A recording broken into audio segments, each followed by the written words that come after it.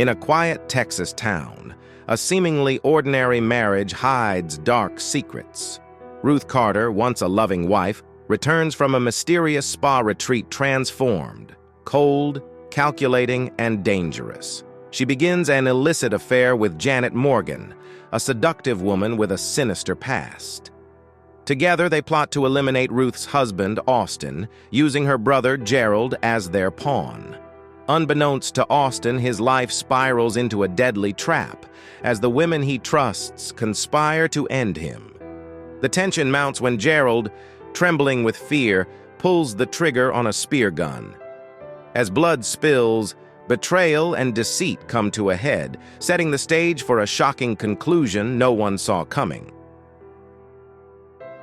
10:30 p.m., September 19th, 2022. Austin Carter sat at his desk in his home office reading an email that had just arrived. He hoped this email would mean the end of his troubles. He felt constant discomfort, and it hurt a lot to go to the bathroom. He wanted help, but Ruth, his wife, ignored his cries for relief. As he read the email, he knew his issues were far from over. He heard the sound of heels clicking on the floor and caught a whiff of her perfume. Ruth stood next to him, looking at the email too. "So, you know the news?" she asked. "Can we end this now?" he replied. She scoffed.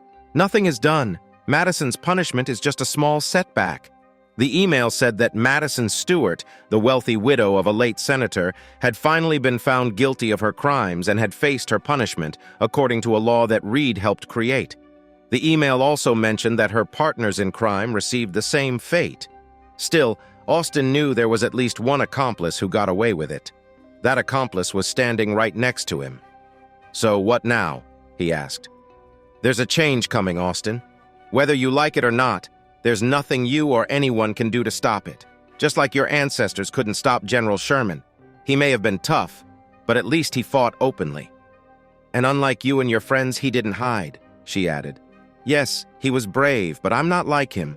When this new order arrives, there won't be a need for men like you or Sherman. You'll just be tools for us to use as we choose." "What happened to you, Ruth?" he asked, shocked. "You used to be kind." She laughed. "You only have yourself to blame for that, Austin. Nothing happened between me and Sheila or anyone else. You know that," he insisted. "Maybe it did. Maybe it didn't. Maybe I just realized what I wanted. What does it matter now? I see things differently now, and now your time is up." He stared at her, confused. "What does that mean? Are you finally going to get a divorce? Please say you are." She just smiled at him. "Oh, no, dear. When we married, it was for life. I plan to keep that promise." He looked at her, confused. Did this mean she was going to stop her cruel games? Would she quit being unkind to him like she had been since returning from that spa retreat? Or did she have something more terrible planned? The weight of her harsh words struck him hard, leaving him frozen with confusing feelings. If he were to die right now, the hurt would stop, and the shame would finally be over. But then what? Would there be something good waiting for him after everything he had been through? Did any kind of afterlife even exist? A strange noise came from behind him, but he had no time to turn around. Suddenly, something hit him in the back with such force that it took away his breath.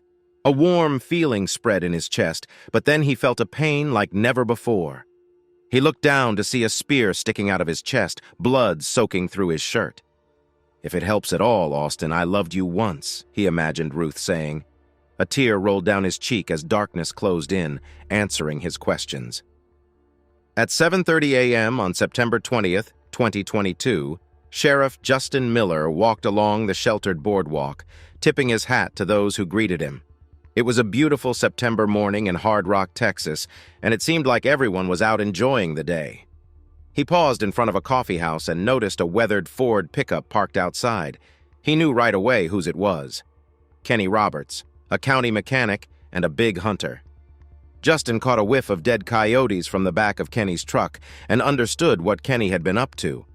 There was nothing quite like that smell. Justin had seen a lot of death, but nothing prepared him for the strong scent when he first went hunting with Kenny. Looking at Kenny's truck, he noticed the worn-out tires. If those tires weren't replaced soon, Justin thought, Kenny might face more trouble than just a ticket. He walked into the coffee shop and saw Kenny at the counter. When Kenny saw Justin, he brightened up. "Hey, Sheriff!" he shouted, holding his coffee and a takeout bag. "Hey, Kenny, been hunting again?" Justin asked. Kenny nodded. "Yep. Got a permit and spent the weekend by the old Jones Adobe. Buyers are in town, so I figured I'd make the most of it. I made enough to buy new tires for my truck." "That sounds good. Those tires look pretty tired," Justin replied. "Tell me about it. I plan to go to Discount Tire this morning and get them fixed before I head back out this weekend. Last thing I need is a ticket." "Smart move. I'd hate for anything to happen to you, especially with that rough ground at the Adobe," Justin warned. "It's hard to believe people actually lived there once." "Yeah," Kenny said. "By the way, you want to join me this weekend?"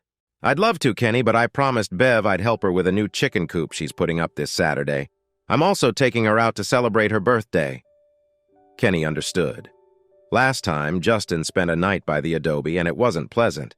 He felt like someone was watching him all night long. "Okay, tell her I said happy birthday," Kenny replied. "Thanks, Kenny. I will." Kenny smiled and nodded. "See you around, Sheriff," he said as he walked to the door. "See ya," Justin replied, turning back to the counter. Sally Richards, who owned the little coffee shop, smiled as she placed a cup of coffee in front of him. She knew his order and made it while he talked with Kenny. "Here you go, Sheriff," she said cheerfully. "Butter pecan mocha, decaf, just like Beverly likes it." Justin smiled. His wife had introduced him to butter pecan and insisted he switch to decaf for his health, especially after what she experienced with her first husband, Wallace. "Thank you, Sally," Justin said, laying a $5 bill on the counter. "Got some biscuits and gravy made in back. Want to take some with you?" "Does it have those little bits of sausage in it?" Justin asked. "Of course," Sally replied. "Sounds great, but Bev already fed me breakfast this morning. Thanks anyway." "My pleasure, Sheriff. How's your lovely wife doing?" Sally asked. "She's doing well. Thanks for asking," Justin said. "I'm glad to hear that, Sheriff. She deserves a good man after all she's been through," Sally said. "Thanks, but I think I got lucky with her. See you in the morning, Sally." "See ya." Justin took a sip of his coffee as he headed outside. It was just as good as always. He walked back down the boardwalk toward the sheriff's department, but stopped when he saw the man everyone called Sarge sitting on his electric scooter. His real name was Ashton Hastings.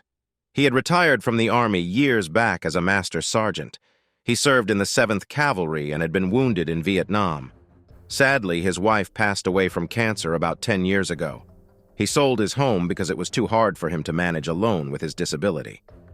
Now, he lived on his pension in a one-bedroom apartment above the drugstore on Main Street. Justin heard that the old building used to be a hotel way back before the Civil War. It had been remodeled many times. People said they heard odd noises and saw shadows vanish into the walls. Before Ashton moved in, they added an elevator to help people with disabilities like him. "How are you doing, Sarge?" Justin asked. The old man looked up and nodded. "Fair to middling, I suppose. It's a lovely morning," he replied. "Yes, it is," Justin agreed. "Did you get that issue sorted out with the VA? You know what it's like dealing with the government?" "I sure do." "Have you had breakfast yet?" "Sally says she has biscuits and gravy. She puts little pieces of sausage in it." Ashton asked if you knew that. Justin replied, "Sounds tasty, but I'm saving up for dinner tonight. I'm taking Beatrice out for a nice steak dinner." He laughed, adding, "Maybe I'll get lucky tonight." Justin understood he meant Beatrice Smith, a widow who lived a few doors down from Ashton. She was about 2 years younger than him. "Yeah, I get it," he said, pulling out his money clip and taking out a $20 bill. "You know what they say, breakfast is the most important meal of the day." Justin held out the money. "Oh, Sheriff, I can't take your money," Ashton said. "It's not charity, Ashton. Think of it as a gift, one old soldier to another." "Well, if you put it that way," Ashton said, taking the bill. "Thank you very much." "My pleasure, Ashton," Justin replied with a smile. "Have a great day now, and tell Beatrice I said hi." "I will, Sheriff. Thanks." Justin watched as the old man drove away on his scooter. Then he headed back to his office, greeting people he saw along the way as he sipped his coffee. When he arrived at his office, he lit a cigarette and looked out at the town from the outdoor smoking area. He really liked living here. Everyone was so friendly. He never thought he would be a lawman in West Texas, but here he was. Plus, the people here liked and respected him. Who would have imagined that, he thought to himself. Justin put out his cigarette and walked inside the station. "Good morning, Sheriff," Sergeant Christina Foster greeted him from her desk at the front. "Good morning, Sergeant," Justin replied. "Is there anything I need to take care of this morning?" "Nope. The watch commander already briefed me. The morning patrols are out. There's an activity report on your desk for you to review." Justin appreciated the efficiency. "Good. Thanks. I'll check it out." He walked to his office, saying hello to the deputies he passed. He sat down to read through the report. The overnight shift had been quiet. A few traffic tickets, and the Cox brothers were brought in again for drinking too much and causing trouble. There was also a call about a domestic dispute at Jameson Court. It seemed like Evelyn was upset with her husband and defended herself with a frying pan. She called 911. Ed spent the night in jail, and Evelyn supposedly went to stay with her sister in El Paso. Justin shook his head. Those two had been fighting for a while now, and he knew she didn't have family in El Paso. Maybe, he thought, they should just get divorced and move on. A part of him felt guilty about it, remembering his first wife, Doris, who was still living in a care home. Justin filled out his daily reports and peeked at the news. Many people did not realize how much time police spent on paperwork. He thought about this as he looked at the papers on his desk. Christina walked into his office just as he was about to leave for lunch. "Sheriff, you need to go to Carter Place," she said. "Carter? You mean County Commissioner Austin Carter?" he asked. "Yes, what's happening?" She replied, "It seems like there might be a murder. His wife called it in. The medical examiner is already on the way, along with Detective Wood and the forensics team. I sent a few deputies, too." "Did the media hear yet?" Justin asked. She shook her head. "Not yet. I wanted to wait until you had a chance to review everything and to notify the family." "Good work, Christina, thanks. I was just about to leave anyway." He jumped into his official truck and drove off, thinking about what he knew about Carter. He remembered that the Carter family first came to Hard Rock in 1867, soon after the Civil War. They were from Georgia and lost almost everything when General Sherman's troops damaged their farm during the war. Even after the Confederacy surrendered, the Carter family held a deep anger towards the federal government for a long time. They built a new farm and rebuilt their lives in Hard Rock, becoming a powerful political family in the area. Austin had served as a county commissioner for at least 20 years. Justin first met him when he interviewed for the sheriff's position. He spoke with Carter several times since then, the last time about 2.5 months ago at an official county dinner. Carter had pulled him aside to talk. "I want you to know, Sheriff, you're doing a great job. People feel safe and they really like you," he said. "Thank you, Commissioner. I really appreciate that. I'm just doing my job," Justin replied. "I admit I was a bit unsure when Coltrane suggested you for this role, but I can be honest enough to say I was wrong," Carter said, offering his hand. Justin accepted and shook it. "Thank you for your honesty, Commissioner. That means a lot to me. By the way, I've always wondered something. When you shot that man in the street, were you really aiming for his left eye?" Carter asked. Justin knew he was talking about the incident with Weston. "Actually, I was," Justin replied. Carter tilted his head in surprise. "Wow," he said quietly. "I was worried about your aim." They both laughed. It looked like Carter wanted to say more, but he changed his mind when he saw his wife. Justin noticed a look of fear on Carter's face and followed his eyes. He saw Ruth, Carter's wife, give them a stare that could freeze a summer day. Carter turned back to Justin. "I'd like to talk with you more. Maybe somewhere a bit quieter if that's okay, Sheriff." "Of course, Commissioner. My door is always open," Justin replied, curious about what Carter wanted to discuss and what was troubling Ruth. This was the first time Justin had seen Ruth, but he immediately felt uneasy around her. There was something about her that he didn't quite like, but he couldn't figure out why. "Thank you," Carter said with a smile before walking away. Beverly walked up to Justin. "What was that all about?" she asked. "I'm not sure," he admitted. "By the way, have I told you lately how stunning you look tonight?" "I think you mentioned it about half an hour ago, but a girl loves to hear compliments," she responded with a smile. "Well, you are the most beautiful woman here tonight," Justin said, grinning at her. "Thank you. And may I say that you look quite handsome too," she replied. "I think I might just take you home tonight." "What would your husband say to that?" he asked teasingly. "Probably shoot you a look," she replied with a laugh. "Well, we will just have to be careful then, right?" Justin quipped jokingly. As they strolled towards their seats, Ruth suddenly appeared in front of them, stopping their path. "I'm sorry, I don't think we've met," she said as she extended her hand. "I'm Ruth Carter. You're the egg lady, aren't you?" Both Beverly and Justin bristled.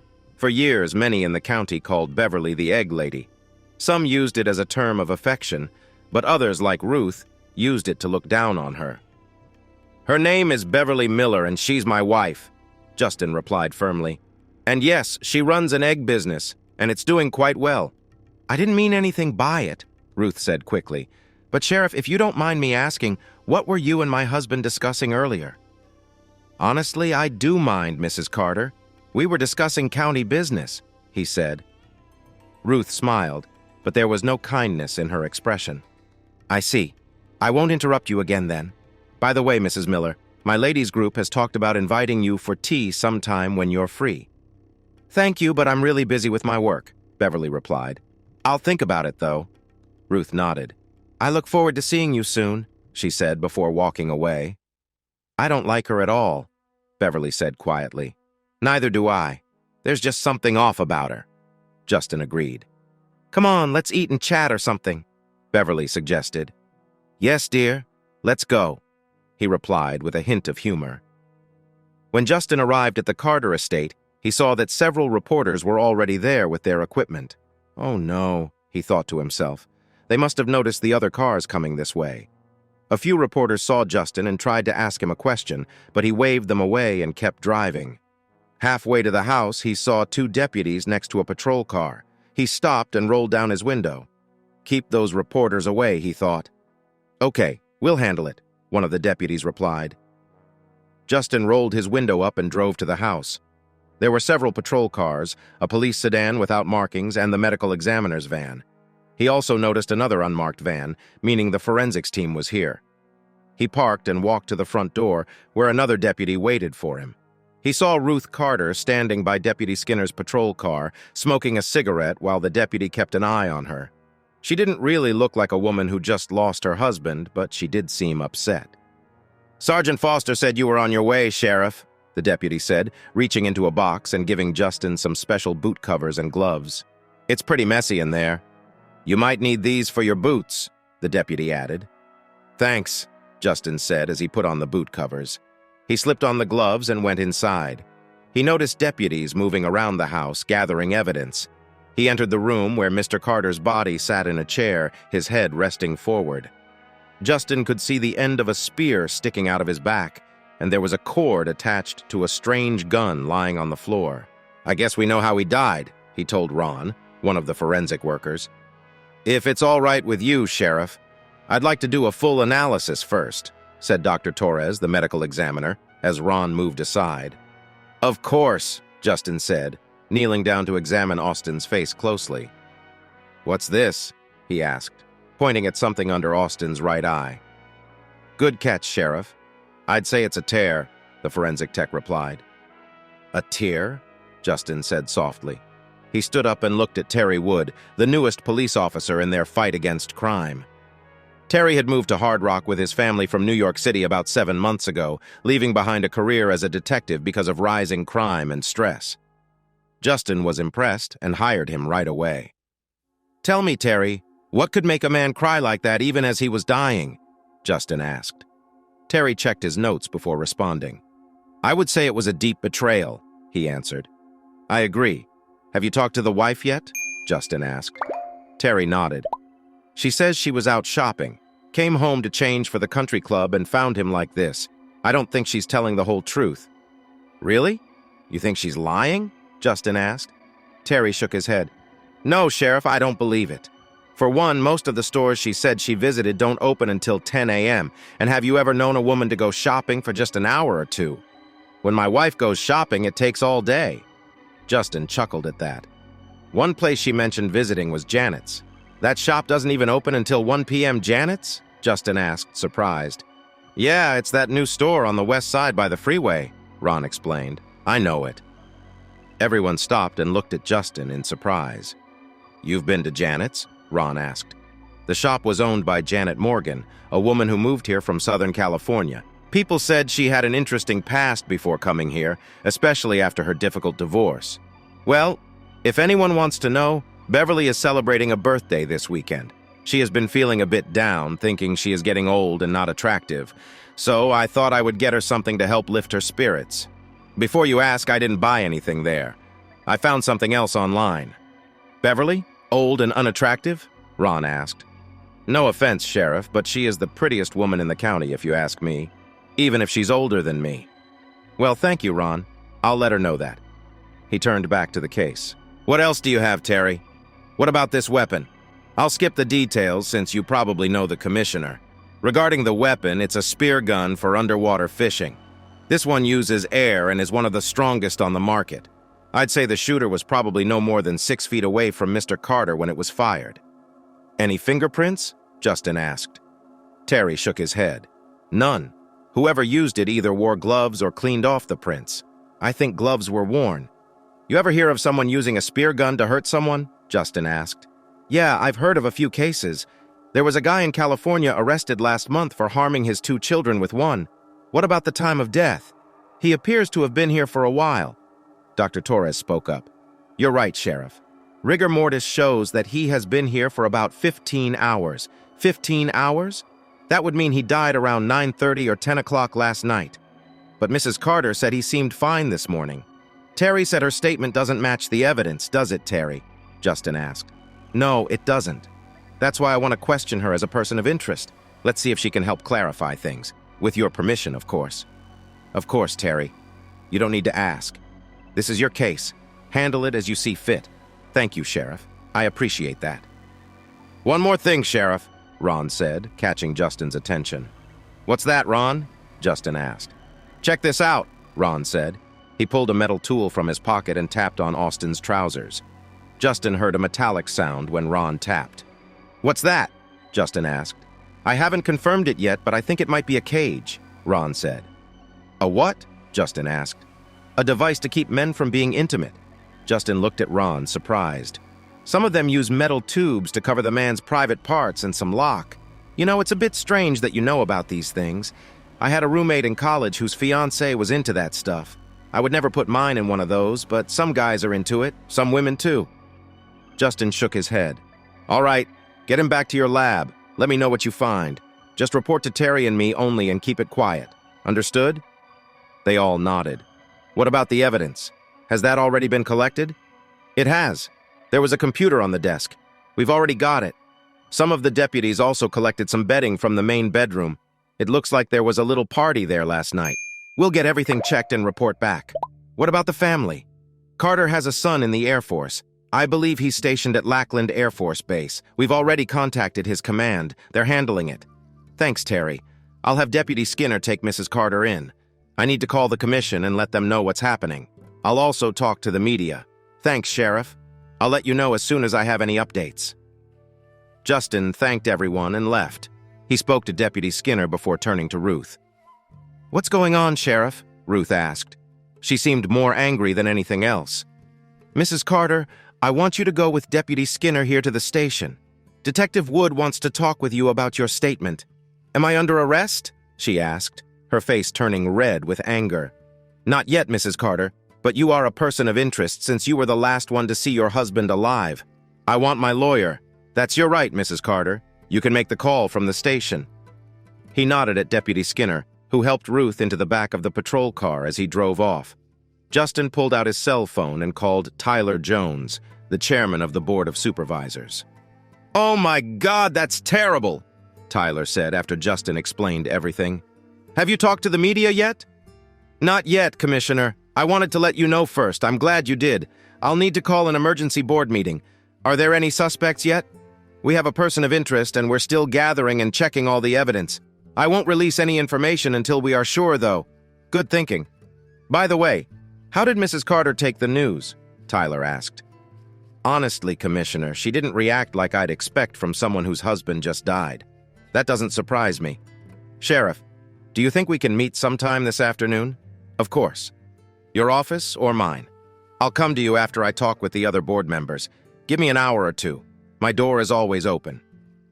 Great, Sheriff. I'll see you then, Tyler said before hanging up. Justin ended the call and got back into his truck. He drove to the end of the driveway where reporters were waiting like a pack of wolves. As soon as he stepped out, the reporters rushed toward him. Sheriff Miller, can you give us a statement? One reporter asked. Others asked the same question. Justin never understood why they all had to ask the same thing. I can confirm that Commissioner Austin Carter was found dead this morning. We are still gathering evidence, and we will have more news once we look through everything. The Board of Commissioners has been informed. That's all I have for you right now. We saw Mrs. Carter being taken in a patrol car.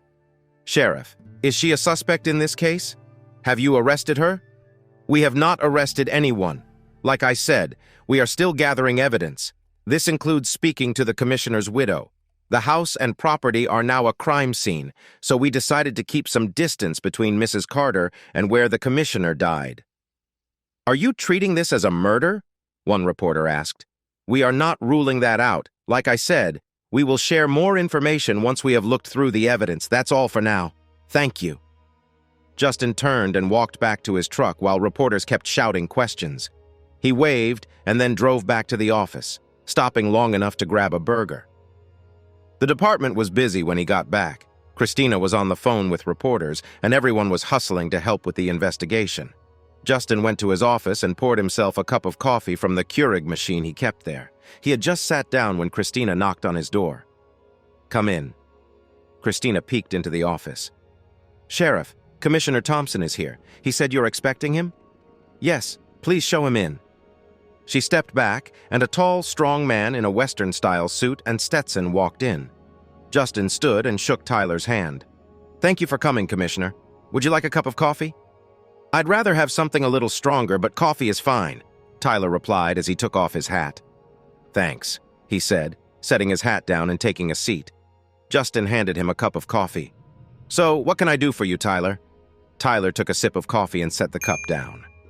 I wanted to share some information that I hope will help with your investigation. You mentioned you have a person of interest. Is that Mrs. Carter? Yes, it is, but we haven't made that public yet. Detective Wood will be going over her statement with her. There are some questions that need answers. If you have any information that could help us understand what happened, that would be great. Tyler nodded. It was well known among the board members that things weren't going well between Austin and Ruth. In a small town like this, it's hard for issues like that to stay hidden. Still, they managed to keep their problems out of the spotlight. So what went wrong? Did he cheat on her? Justin asked Austin. Oh no, he was the most loyal guy around. But Ruth somehow believed he was involved with one of our assistants, Sheila Robertson. They worked on getting the new mall set up and sometimes stayed late, but they were never alone. There was always someone around, even if it was just a security guard or a janitor. When everything was finished, they celebrated with a steak dinner. A few of us joined them. I think someone told Ruth about it, and she thought they were having an affair. That was about 3.5 years ago, so Mrs. Carter thought they were having an affair, even with witnesses saying otherwise. That's right. After that, Ruth wanted to go to a special spa for a weekend. She was a different person after that, and not in a good way. And that was 3 years ago, Justin asked? Yeah, give or take a month.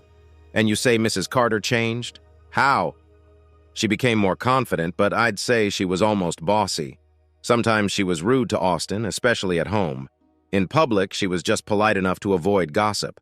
Most of the time, she treated him terribly. Did you notice anything else about her? Justin asked.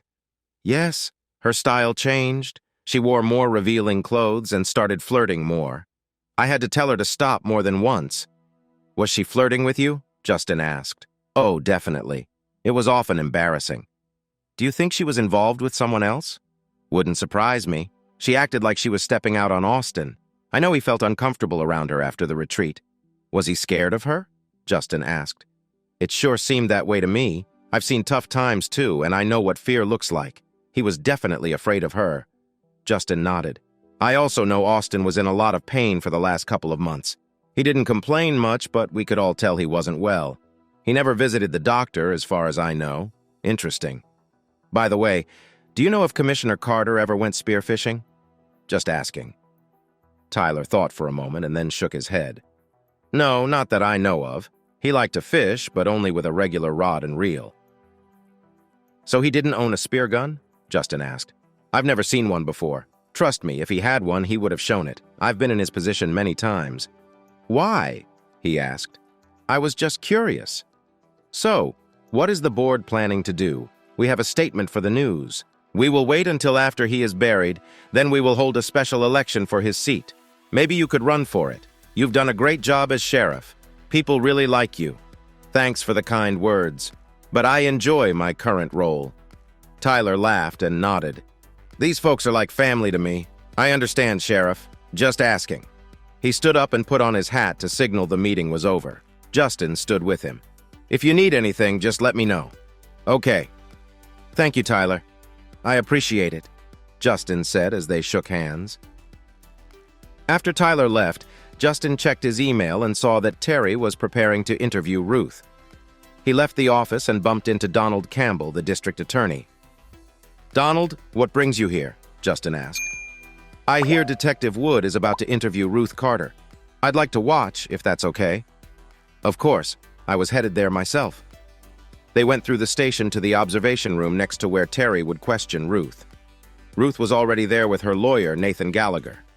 She didn't seem very happy, especially after waiting for over an hour. Terry entered the room, placed his papers on the desk, and introduced himself to Nathan. He checked his notes before speaking, and when he was ready, he looked at Ruth and read her rights. Do you understand these rights as I explained them? He finally asked. Yes. Can we get on with it? She snapped. Terry nodded and turned to his notes. You told me earlier that your husband worked late last night in his office, is that right? Yes, she replied. And this morning, when you left, you saw him sleeping on the couch in his office, correct? If that's what I said, then yes. You left to go shopping around 9 o'clock, right? Yes, I already said that. And one of the places you visited was Janet's store? Yes, she exclaimed, sounding frustrated. My client already answered your questions. Why are you pressing her? I'm just trying to understand her whole story, counselor. He turned back to Ruth. Was Janet's open when you got there? He asked. No, it wasn't. That's right. It doesn't open until 1 p.m., does it? No, it doesn't. Do you usually visit stores when they're closed? He asked. Detective, Nathan interjected. Terry raised a hand for silence. Please answer my question, Mrs. Carter, he said calmly. No, I don't, Ruth replied. That's true because you weren't there to just look around, were you? What do you mean? She asked with a bit of worry. Terry took out a picture from his folder. Justin and Donald saw it too, along with Janet and Nathan. That shopping center has security cameras. They were kind enough to share some video footage with me, which is where this picture came from. You can clearly see the license plate. That's your car, isn't it? Yes, it looks like my car. And can you tell me who the woman is getting out of the passenger side? Terry asked. Ruth looked at the picture and then at Nathan, who raised an eyebrow while looking at her. Please answer my question, Mrs. Carter, Terry asked again. Do you recognize that woman? Yes, Ruth replied quietly. Who is she? Terry asked about Janet Morgan. She told him. The owner of Janet's shop. Is that correct? He asked. Yes. Do you see the time on the bottom right corner? Terry asked. Yes. What time is it? 10:15 a.m. Terry showed the picture and the time to her lawyer. Can you explain why you dropped off a woman at her store at 10:15 in the morning, hours before it opens? Terry asked. Ruth looked at Nathan and slumped in her chair. She spent the night with me, Ruth said, while your husband was working and sleeping in his office. Is that true? Yes. Terry's phone buzzed and he looked at it before speaking to her. That was our forensic team. They've checked the sheets from your bed. The tests show traces from 2 women and a man. Who is that man, Mrs. Carter? It certainly wasn't your husband. I don't know, she replied, stumbling over her words. Don't know or won't say, he pressed. Nathan started to object, but Terry stopped him. It doesn't matter. We'll find out. By the way, your husband was already dead while you and your friend were together. I have to place you under arrest for the murder of your husband, Commissioner Austin Carter. Please stand and place your hands behind your back. The door opened and two female officers, Nancy and Hannah, came in and put handcuffs on Ruth. Terry turned to Hannah, the lead officer. "Hannah," he said with a smile, "charge her with murder and conspiracy to commit murder." She smiled back as she led Ruth away. Detective Donald turned to Justin. "Good job. This looks like a clear case to me." "Not so fast, Donald. We still have at least two other suspects out there, and we don't know who pulled the trigger or what the motive is." They left the observation room and met Terry in the interrogation room. "Great work, Detective Wood," Donald said, shaking his hand. "Thanks, but we've just begun to learn about this," Terry replied. "Are you sure?" Donald asked. "Absolutely. There's no doubt she was involved in her husband's murder, but she's not the person in charge, and I doubt she was the one leading this situation. Honestly, I think she's probably the most foolish criminal I've ever come across, and I've met a few. She didn't even attempt to hide her husband's body. No, there's more to this story, and I plan to find out the truth." Justin's phone rang. He checked it and saw a message from Ron with a picture. Justin showed the image to Terry and Donald, who both looked puzzled. "What is that?" Donald asked. "A cage," Terry replied. "A what?" "A male chastity device. Ron says this was found with Commissioner Carter. He also says there's more. I'm going to look into this," Terry said. "I'll head to the courthouse to get a warrant for Janet's arrest and for a search of her place." "Oh, before you go," Donald said, "I talked briefly with Commissioner Thompson. He told me that as far as he knows, Carter didn't own a spear gun. He also mentioned that Carter seemed afraid of his wife for some reason. Apparently, she thought he was having an affair." "Interesting," Terry replied. "I'll meet you there. Make sure Sergeant Foster gets a patrol car and a couple of deputies to bring Janet in." "You got it," Terry said. "I'll go with you to the courthouse if that's okay," Donald said to Terry. "Sure," Terry replied. Justin watched as they left and glanced back at the photo. What kind of strange woman would use something like this, he wondered. He went to the medical examiner's office and saw Dr. Torres. "What do you have for me, Doc?" Justin asked. "Let me show you," Torres said, leading the way. When they entered the exam room, Justin saw Austin's lifeless body on the metal table. It was clear that Austin had been brutally hurt many times. Fresh bruises covered his body, hiding older scars that hadn't fully healed yet. Justin noticed Austin's injuries. He had seen people in pain before, but he never thought he would witness something like this in West Texas. "What happened to him?" he asked. "If I had to guess, I'd say he's been beaten with something long and thin repeatedly," Torres said, pulling out a bag that contained the chastity device. "This looks like some kind of torture device," Justin remarked as he examined it, noticing sharp pieces of metal meant to hurt Austin's skin. "You're not too far off," the doctor said. "We found this in Ruth's nightstand," he added, placing another bag on the table. This one held a remote control. "What's this for?" Justin asked. Ron picked up the bag and pressed a button with a gloved hand. Electric sparks erupted from the small tube inside. "What the heck?" Justin exclaimed. "Shocking, isn't it?" Ron said with a hint of sarcasm. "That's not funny at all, and you say some people enjoy this? I doubt it. This looks like it was made to cause pain. To me, it seemed more for punishment than anything else. And look at this." He turned the device so Justin could see a part of the frame. It had words on it. "Custom made for Janet's boutique." There was more. "Mr. Carter had a serious infection and he was hurt badly. I can't believe he could walk. He must have been in a lot of pain for a long time." "So you're saying he suffered and was attacked?" Justin asked. Dr. Torres nodded. "It definitely looks that way," he said. "Have you figured out how he died yet?" Justin asked. "Not yet.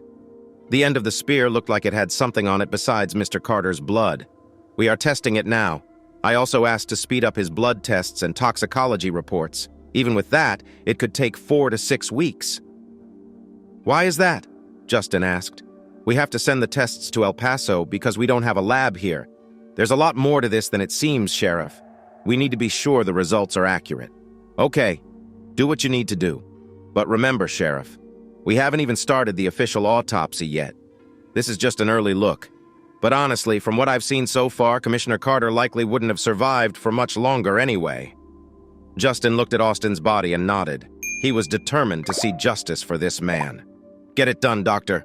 Make sure it's right," Justin said firmly. "Of course, Sheriff," Dr. Torres replied. Justin nodded and went to his truck. Seeing the time, he realized he would be late getting home, so he called Beverly. "Hi, sweetie, I hear you're having quite a day. You heard about it?" "Yes, I saw something on the news. It's so sad." "I guess you'll be a bit late?"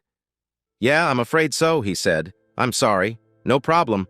I'll keep the lasagna warm for you along with your dessert." Justin knew what she meant by dessert and smiled. "Maybe tonight I'll have dessert before dinner." She laughed. "Well, okay." But just this once, she giggled. "I'll see you tonight, sweetheart. I'll call when I'm on my way home. Love you more." His phone buzzed after he hung up with Beverly. Terry had gotten the warrant signed very quickly.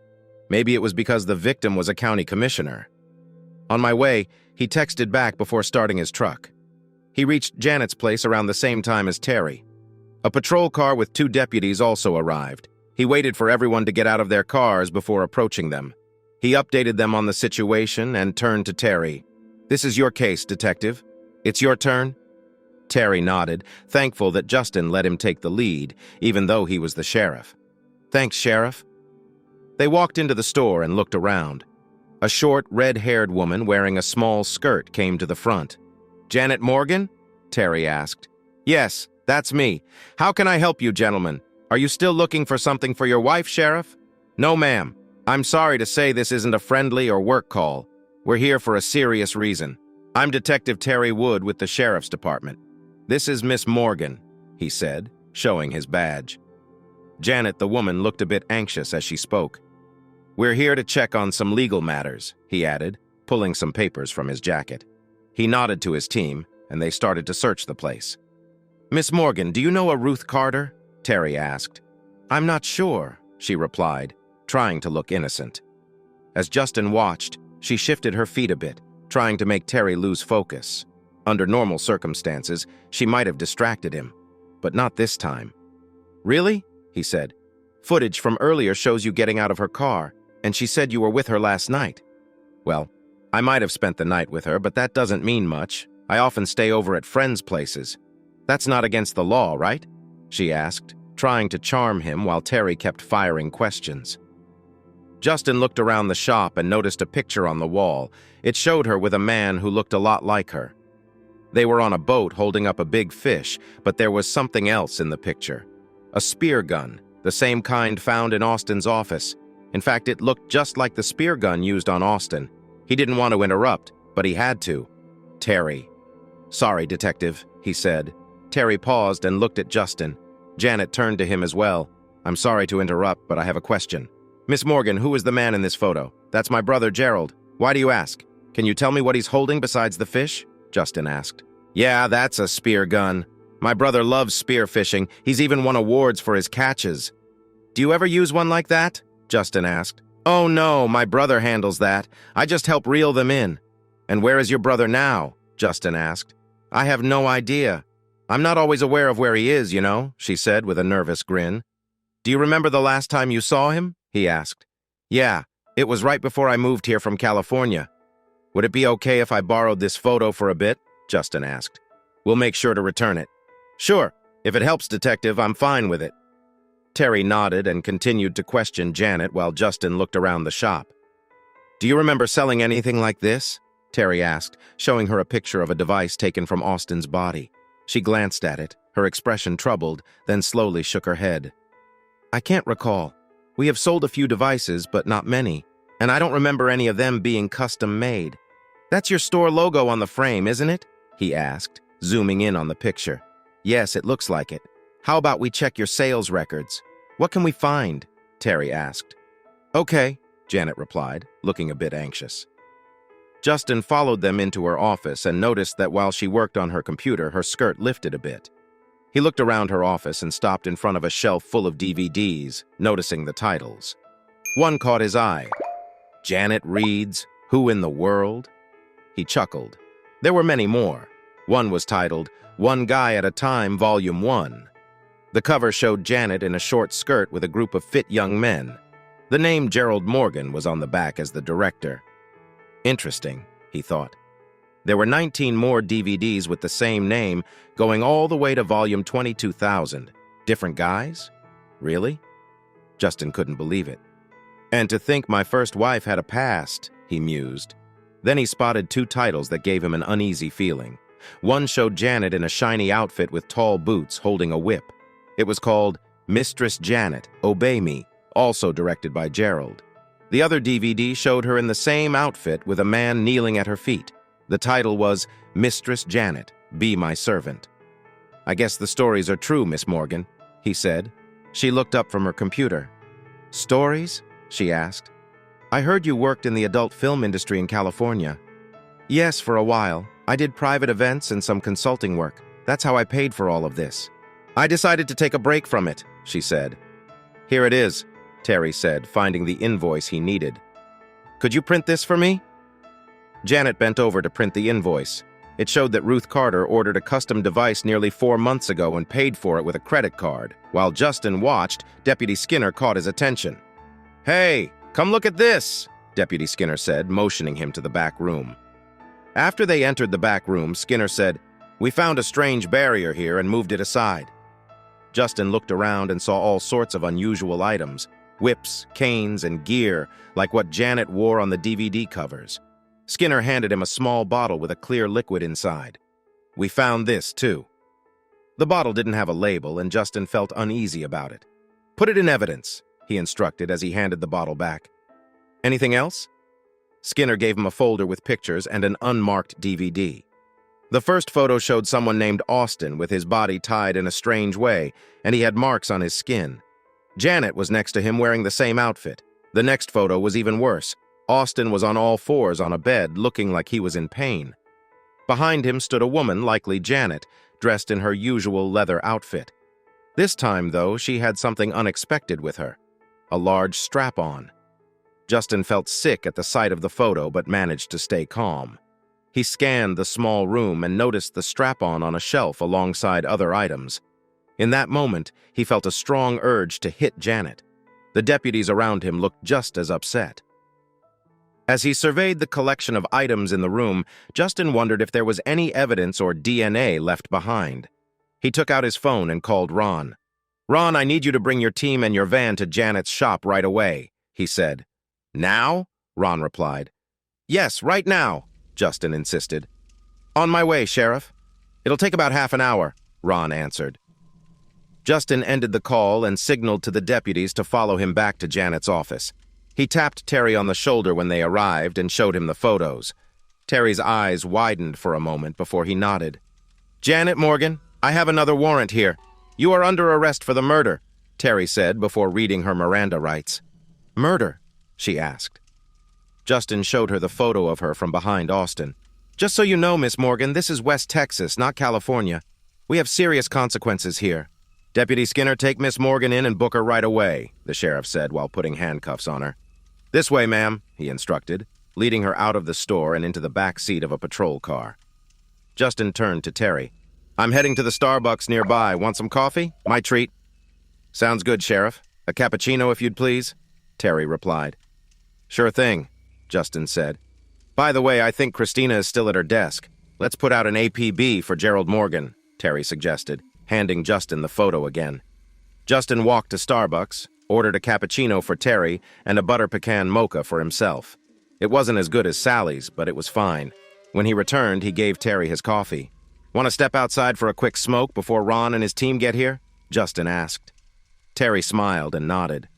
"Sounds good to me," he replied, following Justin outside. Justin took out a cigarette, offered one to Terry, and lit both. "My wife has been pushing me to quit for years," Terry said with a grin. Justin chuckled. "Yeah, I've heard they're not great for your health." "Is it just me, Terry?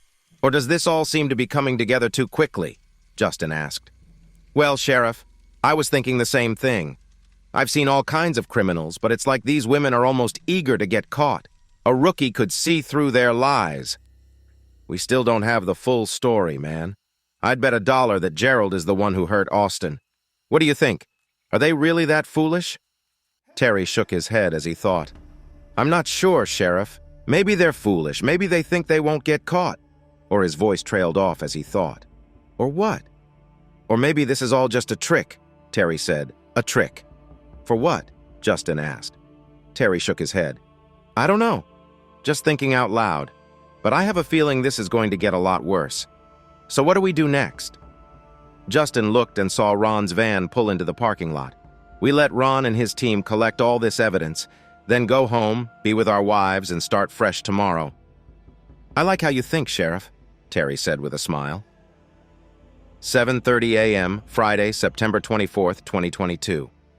Gerald Morgan heard a car pull up in front of the two-story house where he was staying and looked out the window. He saw a nice-looking woman in her 40s get out of the car and grab a carton of eggs from the back seat. She walked to the front door and rang the bell. As he watched, he heard Mrs. Anderson, the 75-year-old widow who owned the house, open the door and speak briefly to the woman he now knew was Beverly Miller. People around here called her the Egg Lady, since she had a small business selling eggs from her chickens. Mrs. Anderson also mentioned that she was married to the sheriff, a man named Justin Miller. More than once, he had thought about being with the pretty lady, but those thoughts stopped when he first saw Justin's scarred face on TV. With the scar, the full beard, and the patch covering his left eye, Miller looked tough. Mrs. Anderson told him that Miller had shot a man on Main Street in broad daylight, putting a bullet through his eye. From what he found in the newspaper archives, the man he shot was a former FBI agent who had turned bad and had the nerve to hold Miller's wife at gunpoint right in the street. Both Miller and his wife were honored for their bravery by the governor of Texas. Gerald would have liked to be with that pretty lady, but he also wanted to keep his head attached to his body. He watched her leave the house, moving gracefully. Miller was a lucky man to have her at home. Gerald thought about her and then thought of his sister Janet, who was sitting in jail facing serious charges. She had been there since Monday night when Miller arrested her after looking through her boutique. He knew that once they had her, they would be looking for him, too. They had talked about this before, agreeing to keep a low profile if one of them ended up in trouble.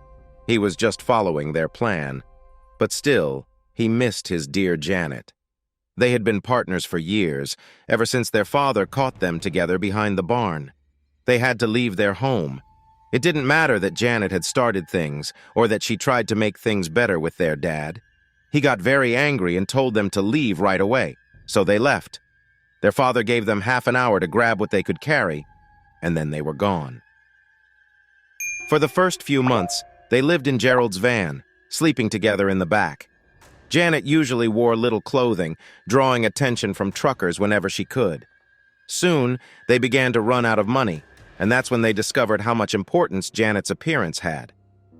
Gerald was surprised at how much money they made from men who showed interest in her. He also found he liked watching her. It turned out to be a good situation for both of them. They saved enough money to buy a nice camera and a laptop with internet access. Gerald started making videos of her and sharing them online. Eventually, someone contacted them offering a chance to earn a lot of money in the amateur entertainment field. Janet chose the name Janet Red because of her bright red hair and started making longer videos. It didn't matter who she worked with or where. There were different places, motel rooms, roadside stops, you name it. Everything was an option. At one point, Janet challenged herself to see if she could meet 100 men in a single day. Gerald helped her plan it. She succeeded and went on to make 19 more videos like that, meeting 2,800 different men in 2 years. To stay safe, they both got tested for health safety regularly. Janet eventually wanted to try out something new. While she did this, Gerald recorded it all. Janet wore special gear during these sessions so no one could tell who she was. Afterward, they sent the videos to a safe email address. A few days later, the second part of their payment arrived in their account.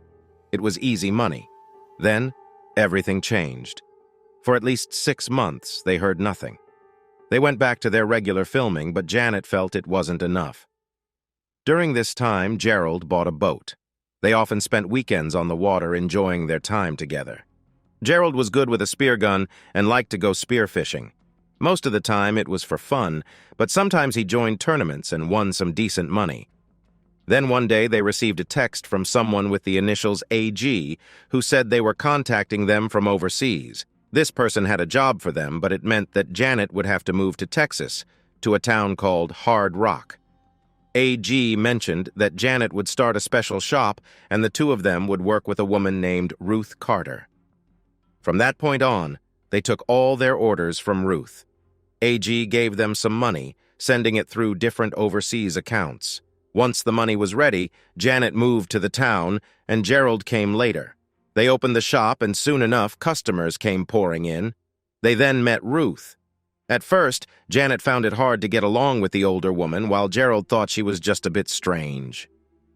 Ruth kept talking about a sisterhood of some kind called the New Way, which made no sense to Gerald. He wasn't interested in politics. He was mostly focused on making money and enjoying life, especially with his sister. Ruth explained what their work would be. It was similar to what they had done before, but this time they planned to keep bothering a man for a while.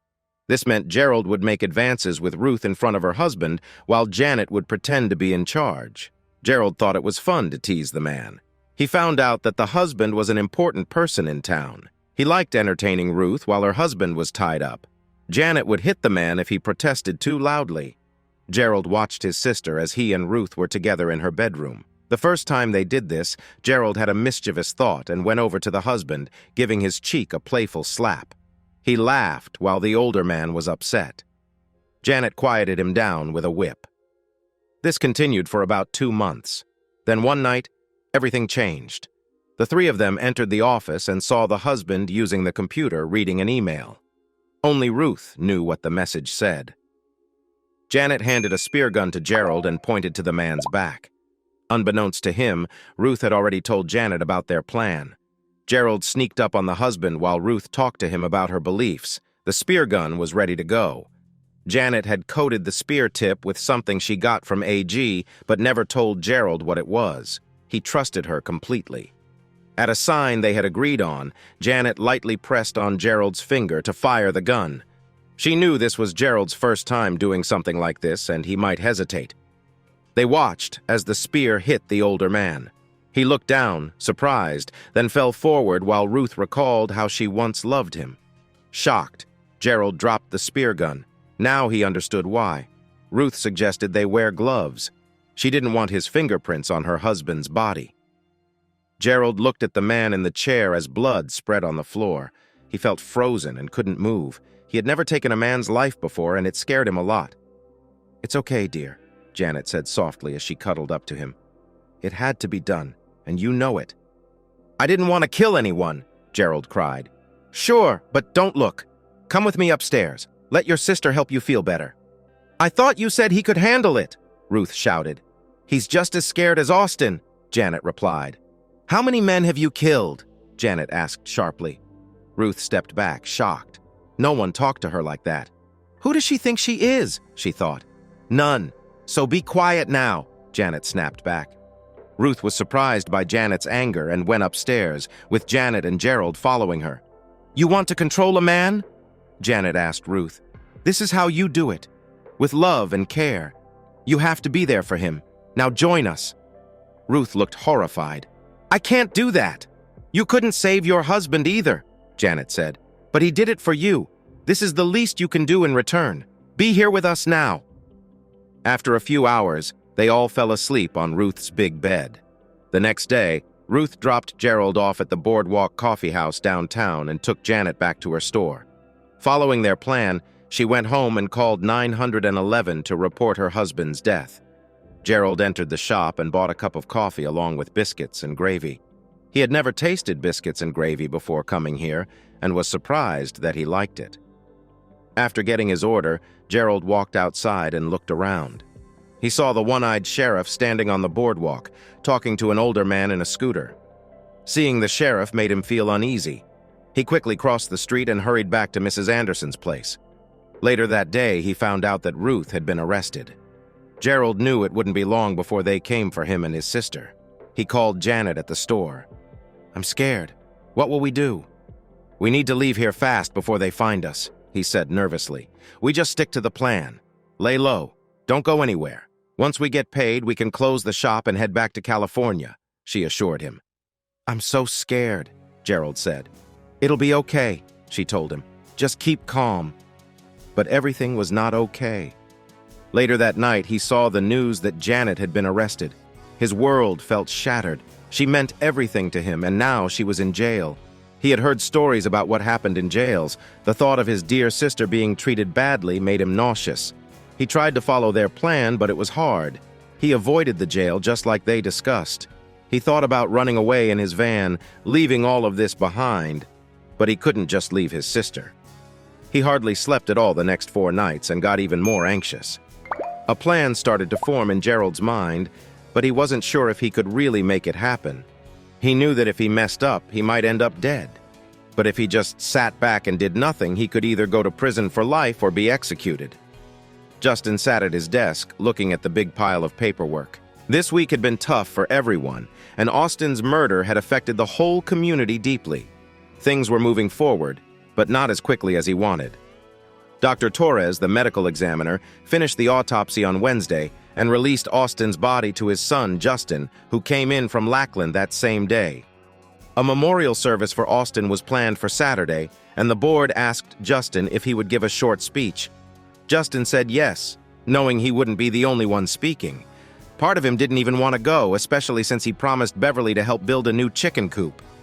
But his wife insisted, saying, "No, Justin, you are an important person in this community. It's right that you do this.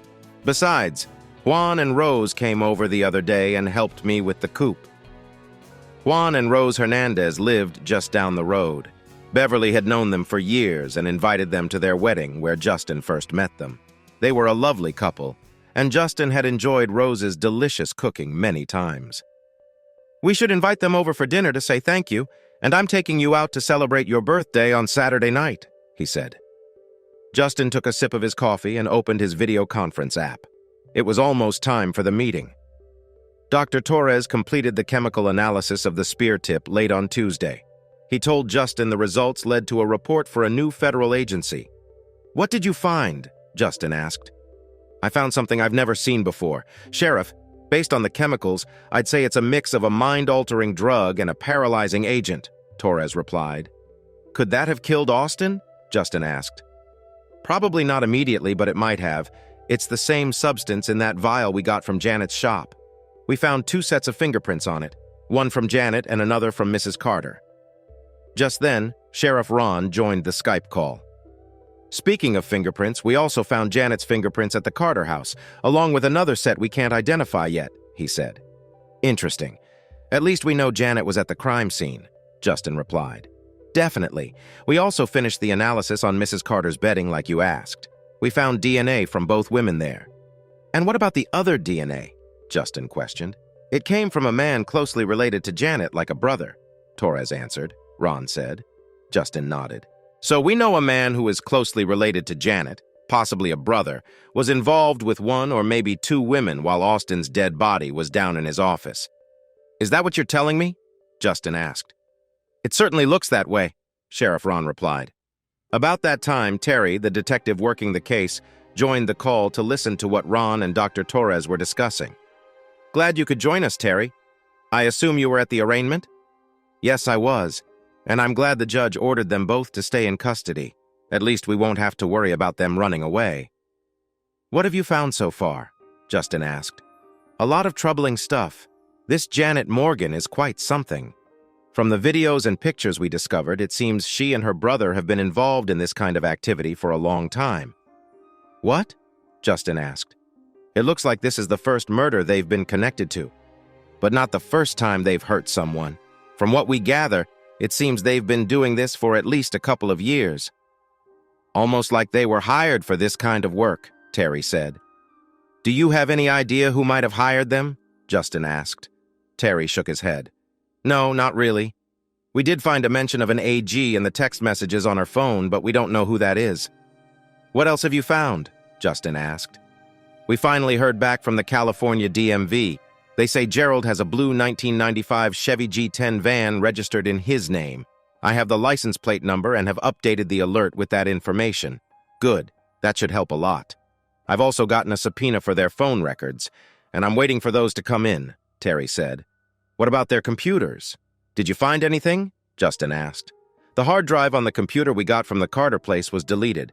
We're working on recovering it now, but it might take a while. The computer from Janet's business didn't have much on it. It seems she mostly used it for work, but she did look at some strange stuff as well. No surprise there." "One more thing," Sheriff Ron added. "What's that?" "The items we found at Janet's business tested positive for blood and other fluids.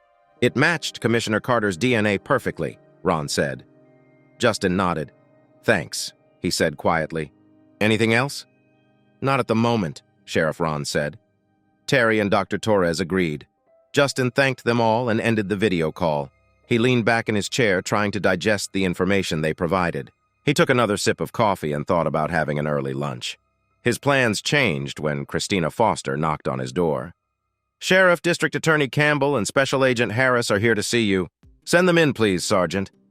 She nodded and signaled for the two men to enter his office. Justin stood and shook Donald Campbell's hand. Donald held out a badge. Special Agent Logan Harris, Homefront, Security Task Force, El Paso office. Justin shook his other hand and glanced at the badge. Please, have a seat. Would you like some coffee? Justin asked. That sounds great, Donald replied. Please, Logan added. Justin poured them each a cup and sat down. Homefront Security Task Force? I've never heard of it. I'm not surprised. We don't usually advertise, Logan explained. What brings you here to our little town? I'm here to follow up on the Form 3573 your driver submitted, Logan said. Sorry, what's Form 3573? Justin asked. My mistake. That's the report on chemicals required by law. According to the report Dr. Torres filed, a substance was found on a spear used to attack Austin Carter. Yes, that's correct, Justin said. The same substance was also found in a vial at a business owned by a woman named Janet Morgan. Is that right? Yes, that's what Dr. Torres said. Do you know what it is? Justin asked. We've seen a similar substance before. It's a type of mind-altering drug, but this one seems to have a paralyzing agent mixed in. A similar version was used on a federal agent overseas. That's interesting, Agent Harris, Justin replied. But why is the federal government looking into a local murder? Good question, Sheriff. The agency I work for looks into cases like this. What do you know about the marriage of Mr. and Mrs. Carter? From what I've heard, things started to go wrong when she came back from a retreat about 3 years ago. A spa retreat, I believe, Justin answered. Why is that important? Logan asked. That's how WME recruits their people, Logan replied. Did you find any documents about rumors, bills, or statements? Anything? First off, what's WME? Justin asked. It stands for the Women's Marital Assurance Society. It was founded by a lawyer named Mona Lisa Gray. After she divorced her husband for cheating, she sought to punish men who were unfaithful, Logan explained. The group grew into a domestic terror organization. They've hurt thousands of men over the years and are linked to many deaths. So you think this woman is connected to Commissioner Carter's murder? Justin asked. Not directly. The main group was taken down a while ago, but there are still some parts and new groups trying to achieve similar goals. Plus, there are copycat groups forming all over the world. I see, Justin said, unsure if he believed Logan. I know you have Mrs. Carter in custody along with another person. Did you conduct a full search when you brought her in? Of course. Did you find a small capsule under her skin? Logan asked. A what? Justin replied. Did you find something under her skin? Logan clarified. I don't think we looked for anything like that. Maybe we should, especially near her major blood vessels, Logan suggested. Justin glanced at Donald. Can we actually do that, or is it against her rights? I don't see any reason why you can't, Sheriff, Donald said after thinking for a few moments. Justin picked up his phone and called the women's jail. Deputy Ruby Alexander answered. Deputy, this is Sheriff Miller. What can I do for you? Ruby asked. I need you to thoroughly search Mrs. Carter and Miss Morgan, Justin said. I know you've already searched her, but I'm looking for anything under her skin, like a tiny capsule. You might want to have the on-call doctor and a female nurse help you. Justin noticed Logan waving his hand. Can you put that on speaker, please? Logan asked. Justin pressed a button to put the call on speaker. Can you hear me, Ruby? Justin asked. Yes, Sheriff, I can hear you, Ruby replied. Good. Deputy, this is Special Agent Logan Harris. Please listen carefully. When you search, be very cautious. If you have a portable X-ray machine, use it. Pay close attention to the carotid artery. If you find something, take it out very slowly. Don't let her move suddenly. This is really important. Do you understand? Yeah, I got it. What do you think it might be? Ruby asked. Logan glanced at Justin before responding. Poison. A very fast-acting poison, Logan said. They could hear Ruby gasp on the other end. I understand. I'll take care of it. Call me when you're done, Ruby said. I will, Justin replied.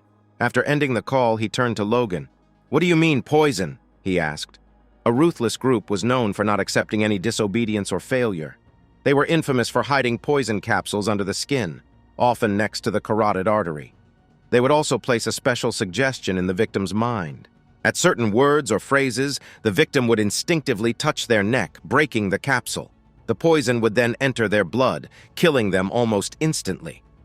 Oh my God, we're still searching for Janet's brother Gerald. They might have done the same thing to him, Justin said.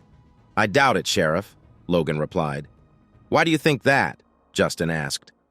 To that group, men are not seen as human. They see men as little more than property, worth less than animals. Some may be used for breeding or work, but that's it. They probably wouldn't bother with this Gerald, Logan explained. That's terrible, Donald said. Shocked. Yes, they truly seem like the worst kind of monsters. Do you still have their phones? He asked Justin. Yes, we do. Can you bring them here, please? Of course. He grabbed his phone and called Terry. Terry answered on the second ring. Wood. Terry, this is Sheriff Miller. Do you still have the cell phones we took from Ruth Carter and Janet Morgan? Actually, I do. They're turned off, but they're charging, Terry replied. I need you to bring them to my office and also the photos we found at Janet's, please. We have a federal agent here who's interested in the case. I'm on my way, Terry said. Justin ended the call. I really hope you're not just pulling our leg, Agent Harris said. A few minutes later, Terry walked into the office with 2 cell phones and a folder with the photos they discovered at Janet's. After placing everything on the desk, Justin introduced him. The first thing Terry did was hand Logan the folder. These are the pictures we found at Miss Morgan's place? Logan asked. What do they show? Yes, the first few show what they did to Commissioner Carter. I don't know where the other photos were taken or when. Logan looked through the photos without showing any emotion. It seemed he had seen things like this before. When he finished, he handed the folder back. Yes, those look like typical scenes for a mess. Do you have video too? Yes, we do. Hours of it. Disgusting stuff, Terry said. Logan nodded, seeming intrigued. Let's check what's on the phones, he added after a moment. Terry opened each phone and noticed a new message had arrived since he last had the phones on. Go ahead, open it and show it to us, Justin instructed. Terry opened the text message and displayed it to them.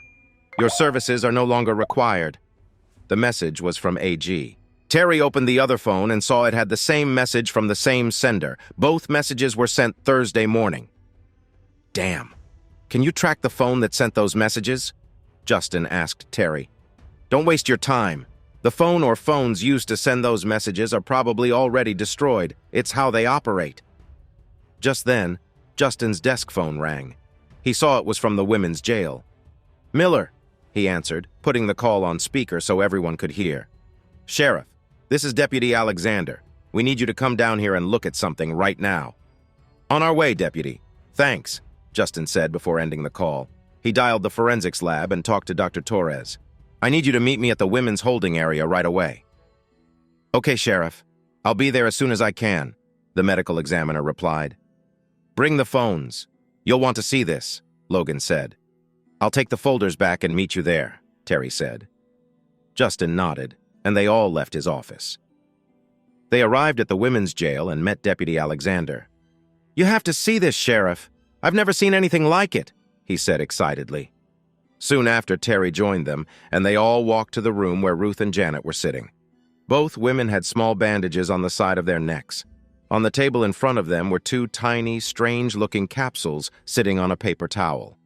What are those? Justin asked, surprised. We found them right next to their carotid artery, the female doctor replied. Justin reached for the capsules, but Logan stopped him. Don't touch them. They're very delicate. Justin then pulled out 2 evidence bags containing the phones. Do you have the phones? Logan asked, and Justin replied, Yes, right here. Logan opened one bag and prepared to show it to Ruth. Watch this, he whispered. Mrs. Carter, you received a message that I think you should see. He held the phone up for her to read. As soon as she read it, she slapped the side of her neck as if trying to swat a fly.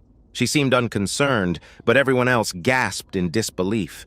If she had seen that message while the capsule was still in her neck, she could have been in serious danger. Logan did the same with Janet, who reacted in surprise, too. "What? Why are you all looking at me?" Janet asked, looking around. "Why did you slap your neck?" Justin wondered. "Did I? I don't know, I just did," she said, sounding confused. "What are those?" She pointed at the capsules on the table. "Poison capsules," Logan replied. The two women stared at him in shock. "No way, that sounds like a lie.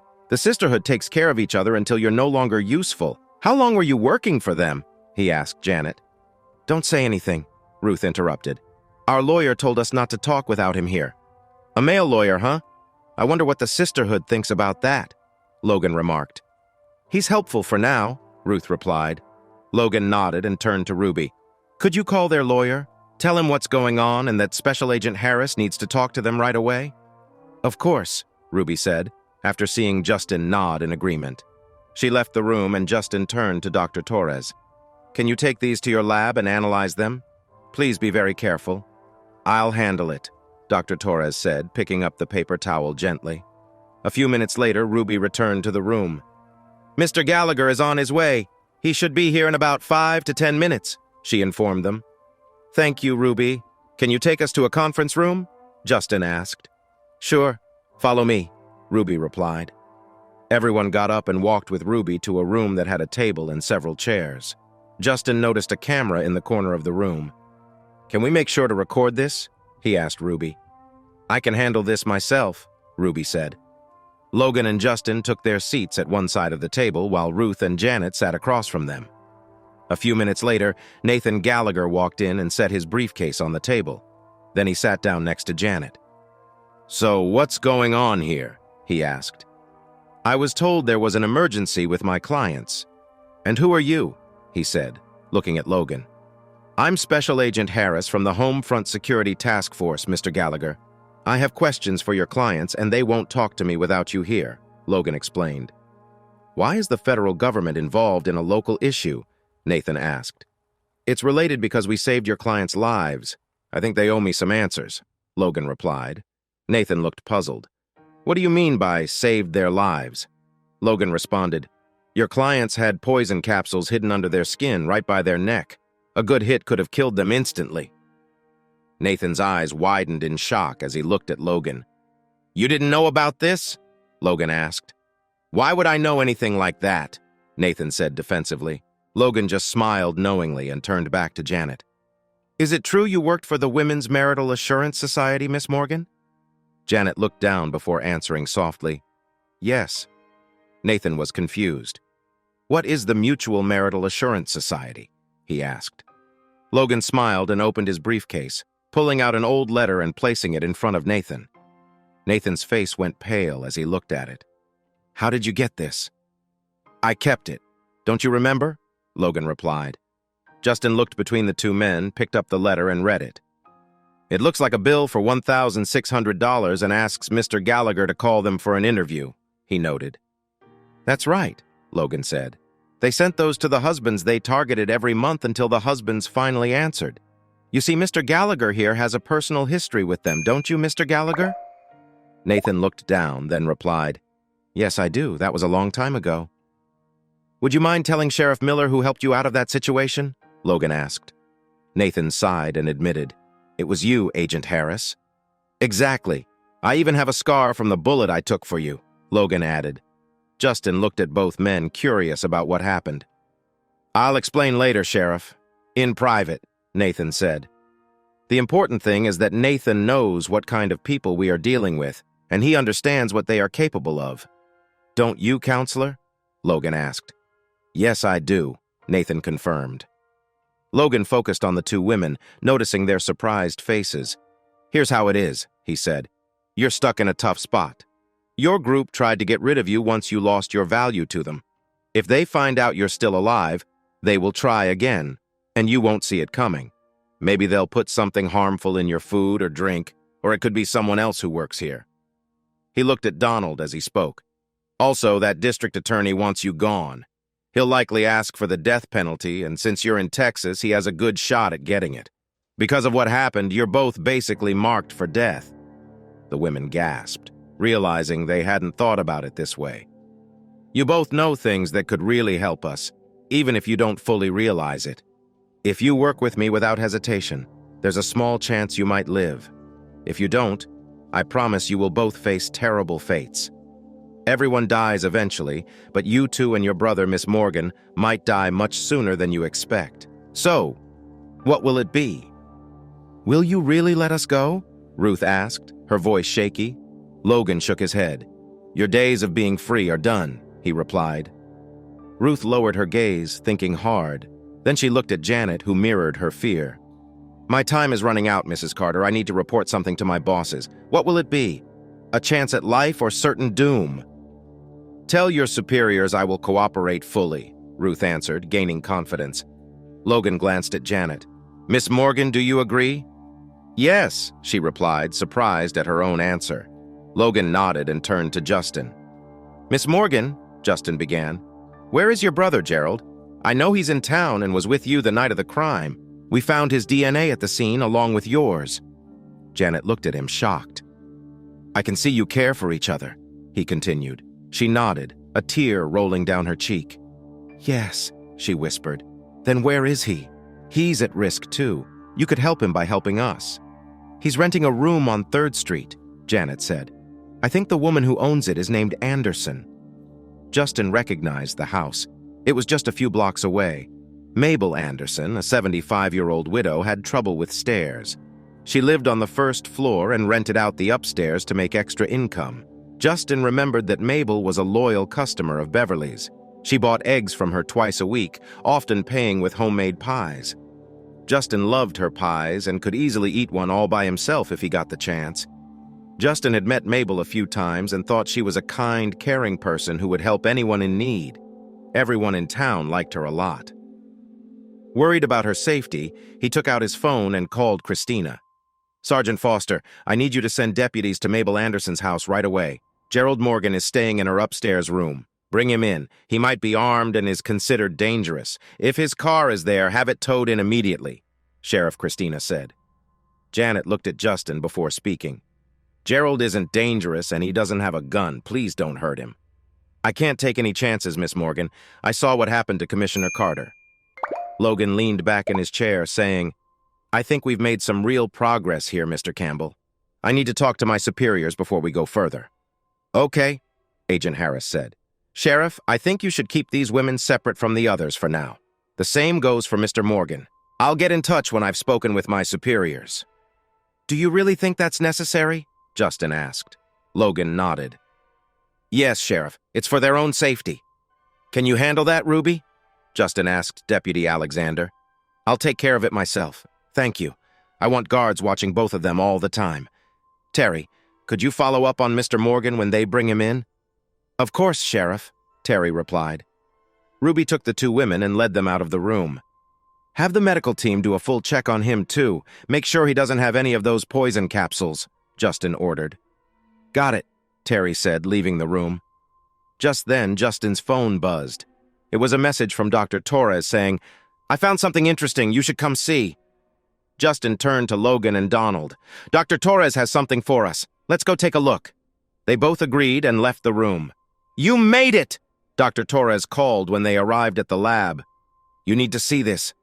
He pointed to a big monitor on the wall. There, they saw a large picture of a broken capsule.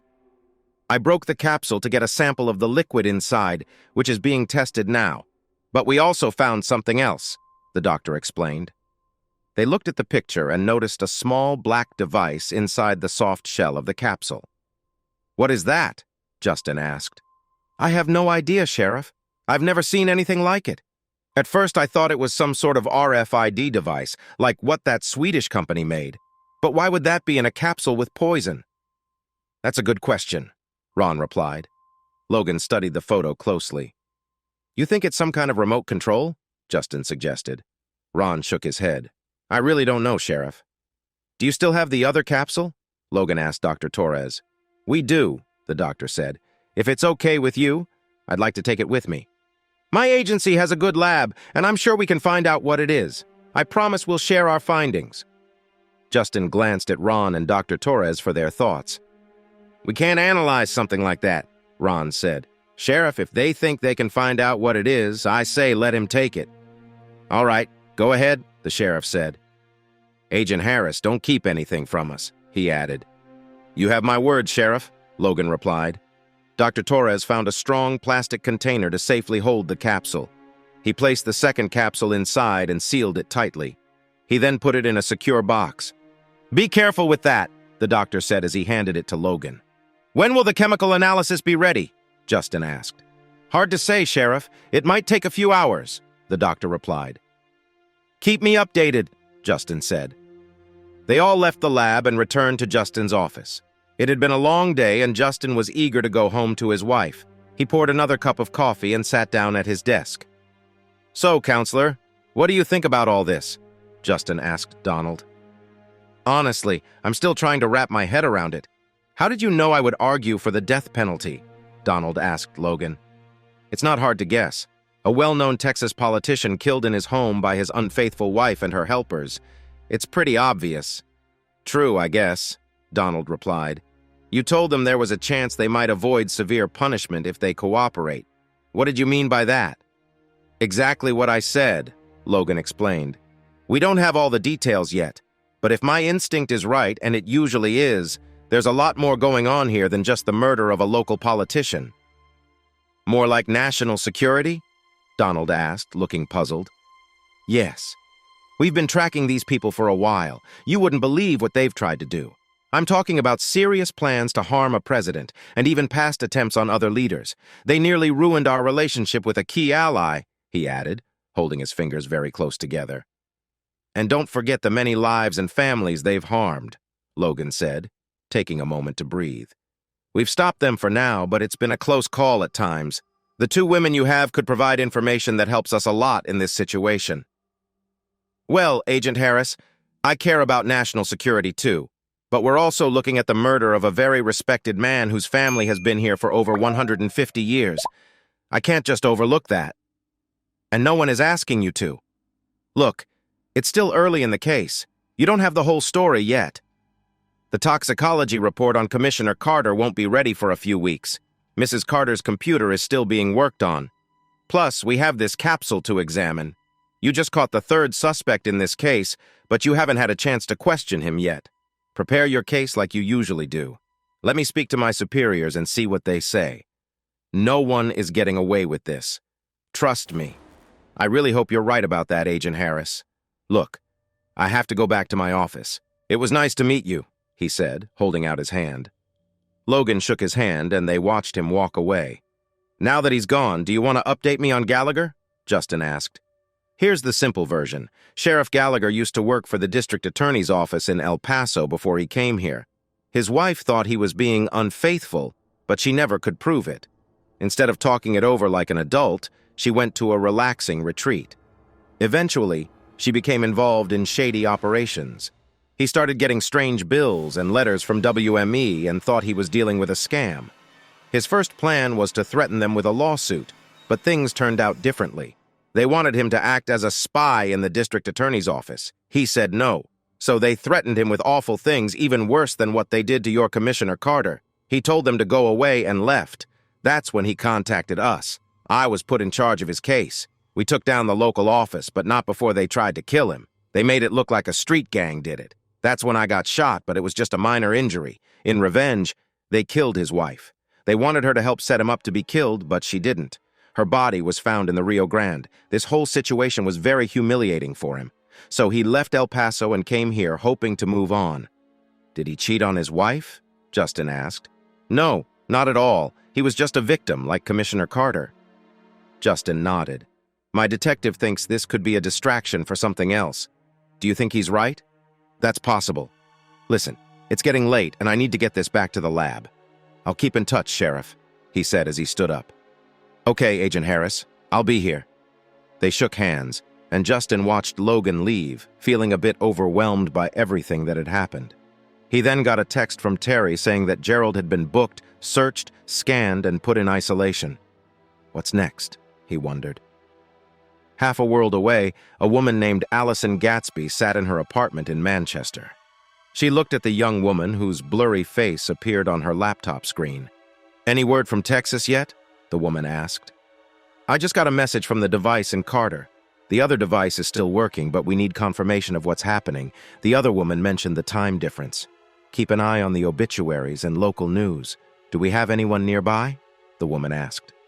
"The closest person is working in Cancun. She won't be back for 2 weeks," came the reply. "That's not good," the woman said. "It is what it is," Allison replied sharply. "All we can do now is watch the situation closely. Let me know if anything changes." "Don't worry, I will," Allison said, ending the call. She felt like she might toss her laptop across the room. If Veronica understood how law enforcement worked in the States, she wouldn't keep bothering me. Those clueless people have no idea what they are facing, and by the time they realize it, it will be too late. She threw her head back, laughing a bit too loudly. At 3:45 p.m. on Friday, September 24th, 2022, Justin saw Deputy Skinner as he walked down the hall to the interrogation room. Skinner nodded at him in greeting. "Hey, Sheriff," Skinner said, touching the brim of his hat. "Hey, Skinner," Justin replied, motioning for him to come into the observation room. Skinner followed him in, and they both looked at Gerald Morgan, who was seated at a small table with his hands cuffed. "Good job on the arrest. I watched the body camera footage. Nice work with Mrs. Anderson," Justin said. "Thanks, Sheriff. I've known that sweet lady my whole life. I didn't want her to be any more scared," Skinner responded. They watched Morgan squirming in the hard chair. "It's hard to believe that boy killed Commissioner Carter," Justin said. "Look at him. He's shaking like a leaf. It takes all kinds, Deputy. But honestly, I'd say something's not quite right with him," Skinner added. Justin nodded. "You might be right, but it's not our decision to make." "True. If anyone can figure this out, it's the detective," Skinner said. Justin agreed.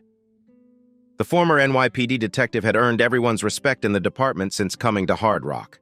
"I heard they took his van and all his things from her house," Justin said. "Yeah, Ron and the guys are going through it now," Skinner replied. Just then, the door to the interrogation room opened, and a tall man in a dark suit walked in. Justin had tried to get Terry to dress more casually, but Terry wouldn't agree. They watched as Terry sat down, started the recording, and opened his folder, placing photos of Carter and the crime scene on the table. Gerald flinched at the images. Terry looked at Gerald for a moment before speaking. "I understand you've been read your rights. Do you understand those rights as they have been explained to you, Mr. Morgan?" Gerald was asked if he wanted a lawyer present during the questioning. He shook his head and said he didn't need one. Terry looked closely at Gerald, trying to see if he showed any feelings or regrets. "You might want to think about that again," Terry said. "I hear the district attorney is looking to push for the death penalty for you, Mrs. Carter, and your sister." He paused to let that sink in. Gerald's eyes went wide for a brief moment before he broke down in tears. "You want to kill my sister?" he cried. "I don't want to harm anyone," Terry replied calmly. "But justice needs to be served. All three of you took Commissioner Carter's life, and here that often leads to the death penalty."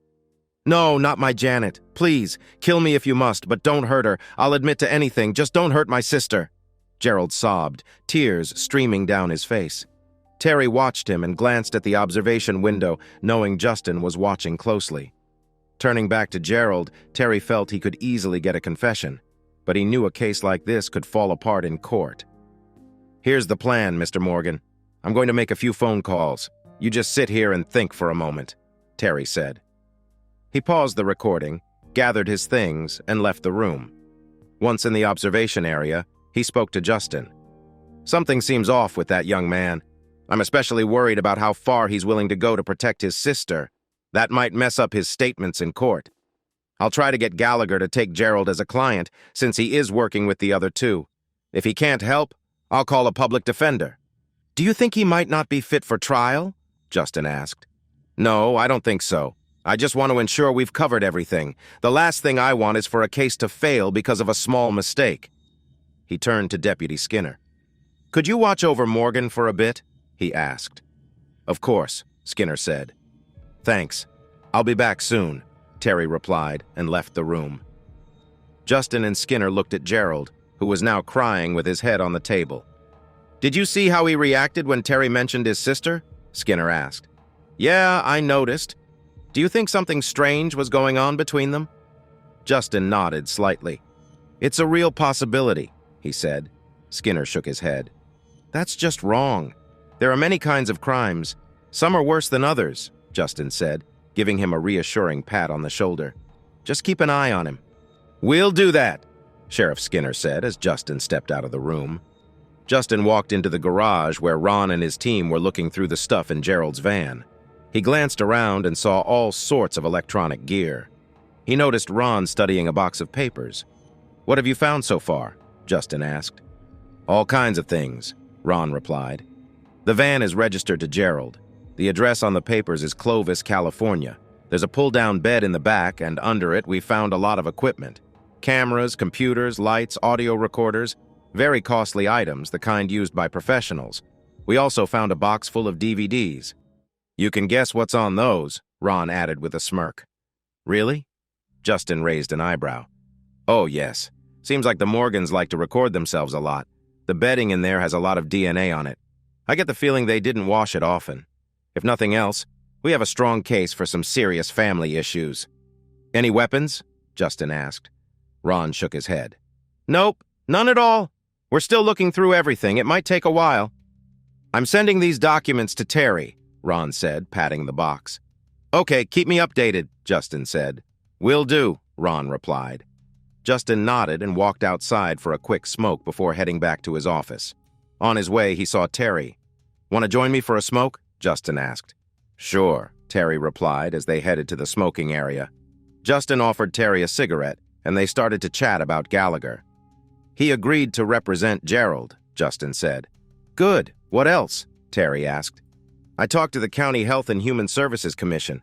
They'll send someone to meet with Morgan and give an initial assessment.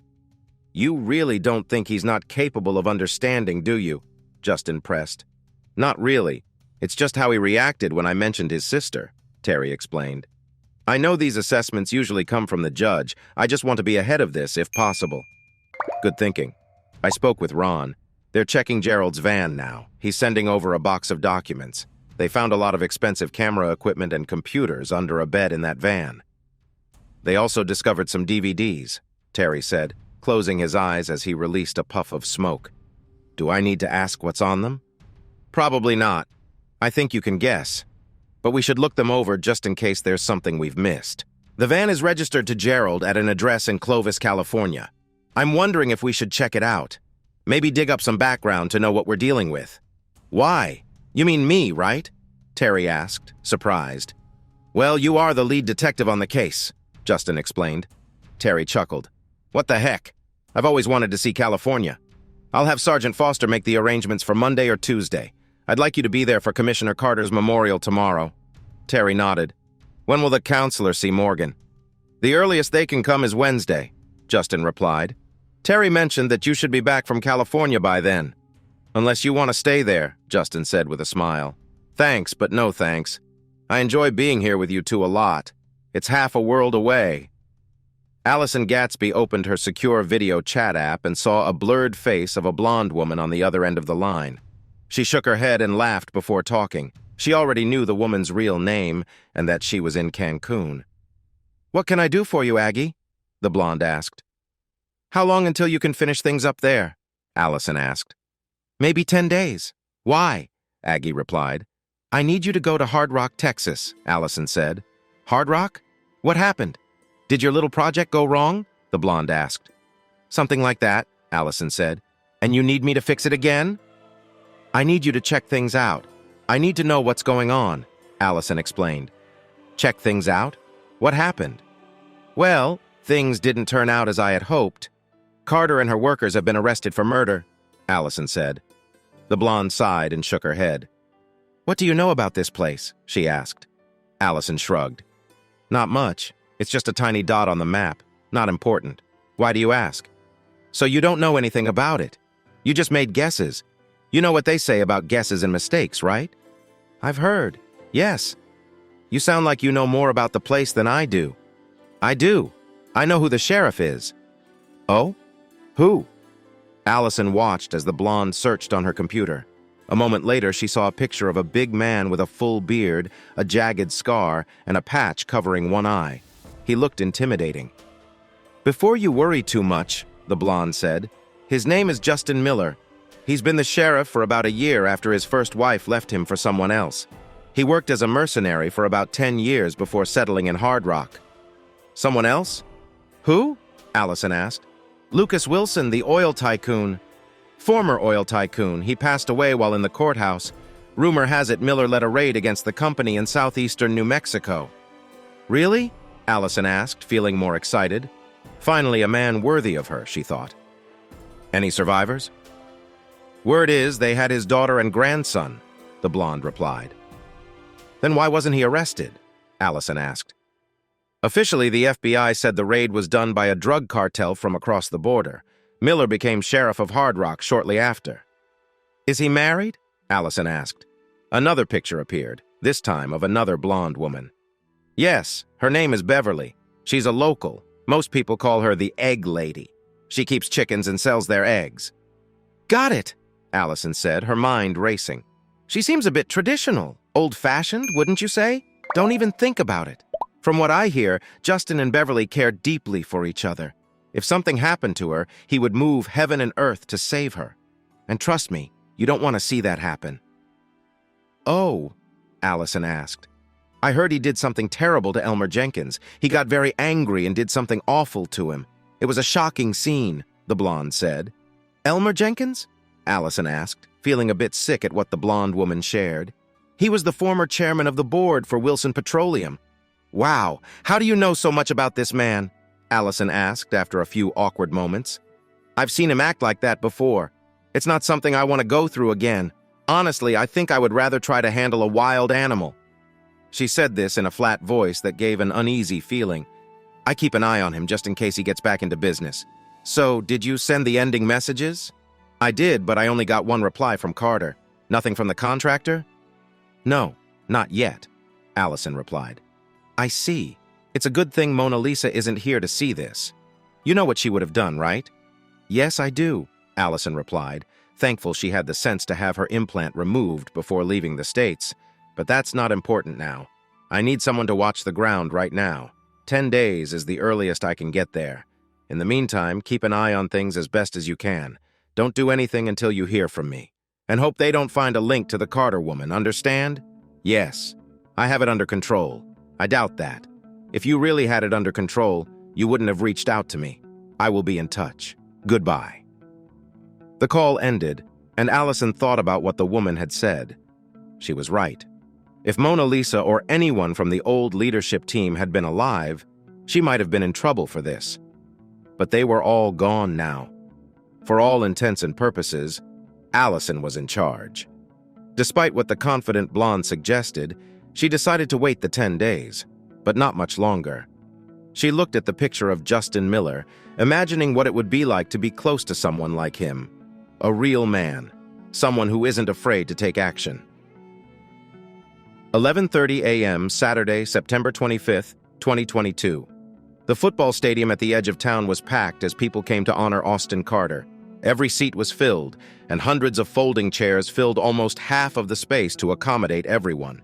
Justin and Beverly made their way to a group of chairs on a raised platform at the end of the football field. Justin wore his dress uniform, his polished stars shining on his collar and shoulders. Beverly wore a nice black dress. Even like this, Justin thought she was the most beautiful woman in the whole stadium. The other county officials joined them on the stage. 2 big photos of Austin were in front of the stage. They stood together for the national anthem played by the high school band and again for the Marine Corps hymn to honor Austin's military service. They listened to one speech after another as politicians shared personal stories and paid tribute to Austin's service to the community. Justin took his turn at the microphone and spoke warmly about Austin, calling him a man who upheld law and order. He finished with a promise to ensure justice was served. This promise made the crowd rise to their feet in applause. Afterward, he saw Beverly smiling with pride. The memorial lasted nearly 2 hours and was shown live on local television. Ruth Carter, still in her small cell, had to watch it on a screen on the wall. A female guard watched Ruth with a look of disapproval as speaker after speaker praised Austin. A tear rolled down Ruth's cheek as she remembered her late husband. They married young and were deeply in love. When Austin joined the military, she promised to wait for him no matter what. She kept her promise and felt proud when he returned home after 4 years in the Marines. They were very happy in those early years and cherished their time together. Austin worked hard to help their family business grow before entering politics. Their son was born a year after they married and became a star on his high school football team. Ruth and Austin were proud when he was accepted into the Air Force Academy. Throughout those years, Ruth remained loyal to Austin and never thought he would be unfaithful. She knew his job required him to stay late sometimes, and he had to go on trips. She joined him on many of those trips and accepted the late nights and constant phone calls.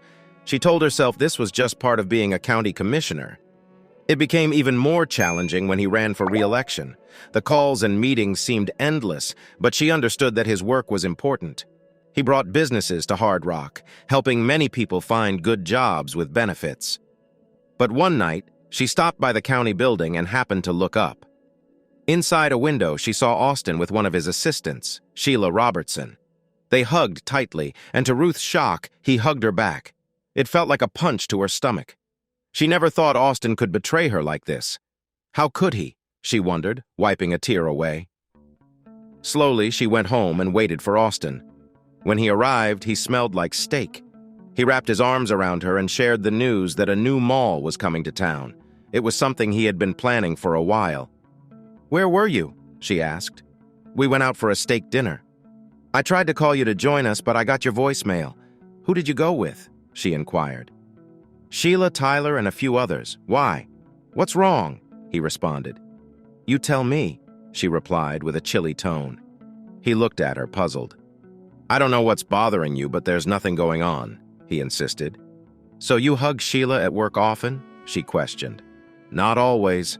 We hugged when we heard the deal was approved." "Wait, do you think I'm having an affair?" he asked. "Well, what would you think?" she countered. "I'm sorry. You know I love you, right? I would never do something like that. I want to believe you," she said, wiping a tear from her eye. "Oh, sweetheart," he said, pulling her close. "You're the only one for me. You always have been and always will be." That night, she let him comfort her but kept a watchful eye on him. She heard his words but found it hard to trust him. A few days later, while browsing online, she saw an ad from the Women's Marital Assurance Society. The ad asked if her husband was cheating on her and offered to help. It provided a website and a toll-free number. She called the number and spoke with a woman who seemed to understand her feelings. After visiting the website, she signed up for a weekend retreat in Austin. Austin didn't have much to say when she mentioned her plans, but she followed the advice given to her on the phone, and he agreed. At the retreat, she learned a lot. The women leading the event understood her pain, anger, and embarrassment. They also helped her think of ways to handle Austin so he wouldn't betray her again. Although he would feel hurt and embarrassed, it would be nothing compared to what she had experienced. The women taught her how to take control of her marriage and explained that the idea of loyalty was old-fashioned, made by men to keep women down. They told her that men are not special and that it was normal for them to be used and then let go. If Ruth had been thinking clearly, she might have seen through the false ideas she was being told. But because of the tactics used on her, she was confused. By the time she left the retreat, she was a changed woman, strong and ready to take charge of her life and marriage. Austin did not recognize the woman who returned from Austin. She had become tough and bitter, often putting him down. Then she started being unfaithful to Austin, first with the gardener and then with the pool boy. She started spending time with some of the ranch workers. Her husband noticed the quiet laughs and jokes about him and decided to confront her. She just smiled and brushed him off like he was being silly. He threatened to leave her, but she calmly told him that she would ruin him both with money and relationships if he went through with it. She felt pleased when the first bill from Amos arrived and placed it on his desk, hoping it would get his attention. He simply tossed it in the shredder, just like the next 2 bills they got. After that, no more bills came, and she started to wonder why she called the number she got at the retreat. When she did, she found out it was no longer in service. About 9 months later, she and Austin were invited to a big party in San Antonio. Many party leaders and important officials from around the country were going to be there. She was eager to meet them. At the party, she met Madison Stewart, the wealthy wife of a senior senator from Wyoming, Russell Reed. Reed wanted Austin to run for federal office, but Austin preferred his current position and had already promised to support the people already in office. He didn't want to be just one among over 400 representatives. As the two men talked, Madison informed Ruth that many things had changed since her retreat in Austin. The old group called WME was no longer around. Instead, there was a new and stronger sisterhood being formed. Madison gave her an email address to reach someone for more details and suggested using a secure email that could be kept private. "I'll be in touch," Madison said as they left the convention. "Keep doing what you've been doing." Madison continued to contact Ruth, giving her tips on how to manage Austin. Ruth also reached out to the mysterious AG and got a short reply. "Don't contact me. I will reach out to you when it's time." Things between Austin and Ruth grew worse. He even stopped sleeping in the main bedroom. It all changed when Ruth tried to get close to him right after spending time with one of the ranch workers. When he realized what she was doing, he pushed her away with all his strength and almost struck her. He stopped himself when he saw what was about to happen. He left the bed and went to a different room. He had never hit a woman before and didn't want to start with Ruth. She got off the bed and followed him to confront him. "What's wrong? Can't handle a strong woman?" she teased. When he turned around, she noticed the angry look on his face. "If you ever touch me again, you'll regret it. Do you understand?" he warned. "We will see about that," she shot back. She took a deep breath to steady herself. "I want a divorce," he told her before slamming the door. "In your dreams," she whispered softly, hoping he would hear. But Austin never listened. From that day, he started wearing a pistol strapped to his waist at home, and he made sure she noticed it. Ruth knew he meant it when he said he would use it if she ever tried to leave. She felt a chill when she learned that Madison and some of her allies in Washington and New York had been arrested. Things grew worse when she found out that Senator Reed had taken his own life. 2 months later, she got a message from Aggie that said, "The sisterhood needs you now. 2 contractors will be sent to Hard Rock. They will reach out to you when they arrive." Ruth knew better than to say much, so she simply replied with, "Received." She waited for the contractors to arrive. After a month without any news, she thought about contacting AG, but decided against it. A couple of weeks later, a woman named Janet Morgan called. She had just opened a new shop in a strip mall near the freeway and wanted to discuss business with her. Ruth almost hung up but stayed on the line. When Janet mentioned that Aggie suggested she get in touch, Ruth agreed to meet her that evening. During Ruth's meeting with Janet, Austin finally managed to access her secure email. He had been trying for months and was finally successful. As he went through her emails, he started to understand the full extent of Ruth's secrets. He knew he needed to talk to Sheriff Miller about this, but he also knew he had to be careful. A few nights later, Austin and Ruth went to a county dinner. Austin planned to talk to Justin and share what he had found out. He spoke to Justin but couldn't say what he needed to. He promised Justin he'd catch up later, but that never happened. Ruth monitored him closely. What he didn't know was that 2 contractors, Janet and Gerald Morgan, were waiting for him at home. Ruth walked in first as he turned off the security alarm. As soon as the door closed, the 2 contractors sprang into action, injecting something into his neck. They took him into the bedroom while Ruth watched as they tied him to something that looked like an X and attached a device that Ruth had chosen to cause maximum discomfort. Gerald operated a camera as Janet put on a strange outfit that covered her completely, including her face. They placed a gag in Austin's mouth and waited for him to wake up. When he finally did, he realized what had happened and started to struggle, but it was no use. Ruth walked up to him and spat on him. "Now you're going to get what you deserve," she said coldly. She turned to Janet and nodded.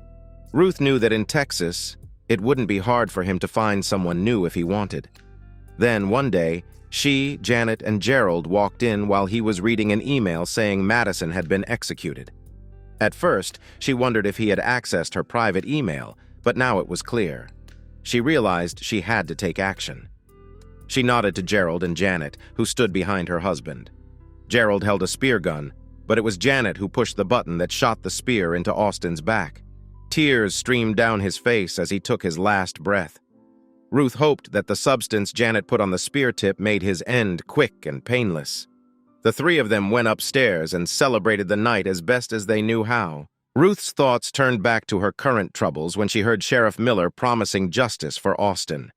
She saw the crowd in the stadium stand up and cheer for his promise. At that moment, she felt worthless in this town. She noticed a guard glaring at her with hatred and began to cry. "That was quite a speech," Sheriff Tyler said as the crowd started to leave the stadium. "Are you sure you don't want to run for a higher position?" Justin chuckled. "Thanks, Tyler, but to me there's no job better than serving the good people of Hard Rock." Sheriff Tyler laughed and nodded. "All right, it's your choice, but if you change your mind, just let me know." Justin and Janet said their goodbyes and waited for the crowd to thin out before heading out. They both knew it would take them at least an hour to exit the parking lot. When they finally got home, they changed out of their clothes from the day. "Are you ready for a night out?" Beverly asked. "Or do you want to just stay in?" "Today is your birthday, and I plan to celebrate with you," he said with a smile. "I made a reservation at that new steakhouse. After that, we'll go dancing, and then we'll come back home and have our own fun." "Oh, let me give you something," he said, pulling a box from the top of the closet and handing it to her. She opened it, and a big smile spread across her face. "Pajamas?" she asked. "They're so soft. I love them. What made you think to buy these?"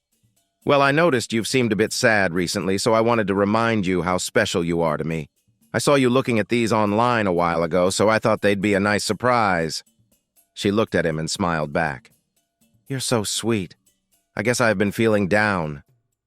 I'm only about 5 years older than you, and to me, you'll always be young and beautiful. Ron always says you're the prettiest girl in the county. And you know what?" "What?" she asked. "He's wrong." Her smile faded, and she looked at him in confusion. "You're the prettiest girl in the whole world," he told her. She smiled even bigger and hugged him tightly. "Oh, Justin, I love you so much." "I love you more," he replied. "Happy birthday." "Thank you. I'll show you these when we get home if you want." "You'd better," he said with a grin. They got ready and left for their date. Hours later, they returned, feeling full from the steak dinner and tired from dancing, but still happy. Justin lifted his bride and carried her upstairs, placing her gently on the bed. They showered each other with kisses, laughing and enjoying their time together. "What's so funny?" he asked when he heard her giggle. "Your beard, it tickles." "Want me to stop?" he asked. "Oh, no, keep doing that," she said with a chuckle. He smiled and continued to tease her. "I love that," she whispered. "Just be with me." "As you wish, my lady," he joked. They shared sweet moments for most of the night and finally drifted off to sleep. The next morning, Terry Wood was following a Fresno County deputy in his rented car on their way to a small farm near Clovis, California. He had checked in with the sheriff's department when he arrived in Fresno and was glad to hear that Sergeant Foster had informed them of his visit. "Yes, Detective Wood, your Sergeant Foster called earlier," Sheriff Black Ruby told him. "Deputy Bennett will take you to the Morgan residence." "Thank you, Sheriff," Terry said, shaking the sheriff's hand. "I appreciate your help." "Most people don't bother to check in," the sheriff replied. "Is Mr. Morgan in trouble?" Terry asked. "No, Sheriff. We just want some background on a couple of suspects." "Are those suspects his children?" the sheriff asked. "Yes, exactly. I know the old man kicked them out about 5 years ago. I don't know the details. It wasn't my concern as long as they weren't causing trouble. They left the area and no one has seen them since," he said. Terry nodded. "I appreciate your help, Sheriff." "My pleasure, Detective," the sheriff replied. Terry noticed an old mailbox with the name Morgan and realized they had arrived. He followed the deputy down a dusty road to a small, worn wooden house. They parked and stepped out of their cars. Terry allowed Bennett to knock on the door. "What do you want?" an old man grumbled from inside the house. Deputy Bennett replied, "Fresno County Sheriff's Department. Mr. Morgan, there's a detective here from Texas who wants to talk to you about your kids." Bennett said that an old man named Morgan was asking something. "Hi, Terry. Do you have some information for me?" Terry showed his ID to the old man. "Yes, sir. I'm Detective Terry Wood from the Hard Rock Sheriff's Department." The old man squinted at the ID. "Hard Rock? Isn't that the name of a cafe or something?" Terry replied. It's also the name of a town in southwest Texas. Okay, come on in, the old man finally said. Terry and Bennett walked into the old, worn house. It was tidy, but looked like it had seen better days. What's this about? Am I in some kind of trouble with hard rock or something? Asked the old man. No, sir. I'm here to learn about your children, Gerald and Janet. The old man looked puzzled. Those are names I didn't expect to hear again. Are they in some trouble? Terry replied, You could say that. Sheriff Black Ruby said you kicked them out about 5 years ago. Can you tell me what happened? The old man sighed and settled back in his chair. One day I heard some odd noises coming from behind the barn. I went to check it out. Terry asked, What were they doing? Were they using drugs? The old man shook his head. I wish that was all it was. I could have dealt with that. What I found was much worse. Terry frowned. Can you be more clear about it? The old man took a deep breath. All right. They were together in a way no brother and sister should be. I knew from how they were acting that it wasn't the first time. Thank you for being honest, Mr. Morgan, Terry said. Did their mother know anything about this? The old man chuckled sadly. I don't know, Detective. Their mother left when they were just little kids. She ran off with some fancy doctor from Fresno. Last I heard, she was in Seattle. So you're divorced then? Terry asked. The old man replied, Yes, I divorced her for abandoning us. Never heard a word from her since. As far as I know, she hasn't contacted the kids either. Terry added, So you raised them on your own? Yep, I raised them as my own even if I'm not sure if they are mine, but I did my best. Terry then asked, Did you ever suspect anything before you caught them? The old man shook his head. No, nothing like that. I never saw any signs before that day.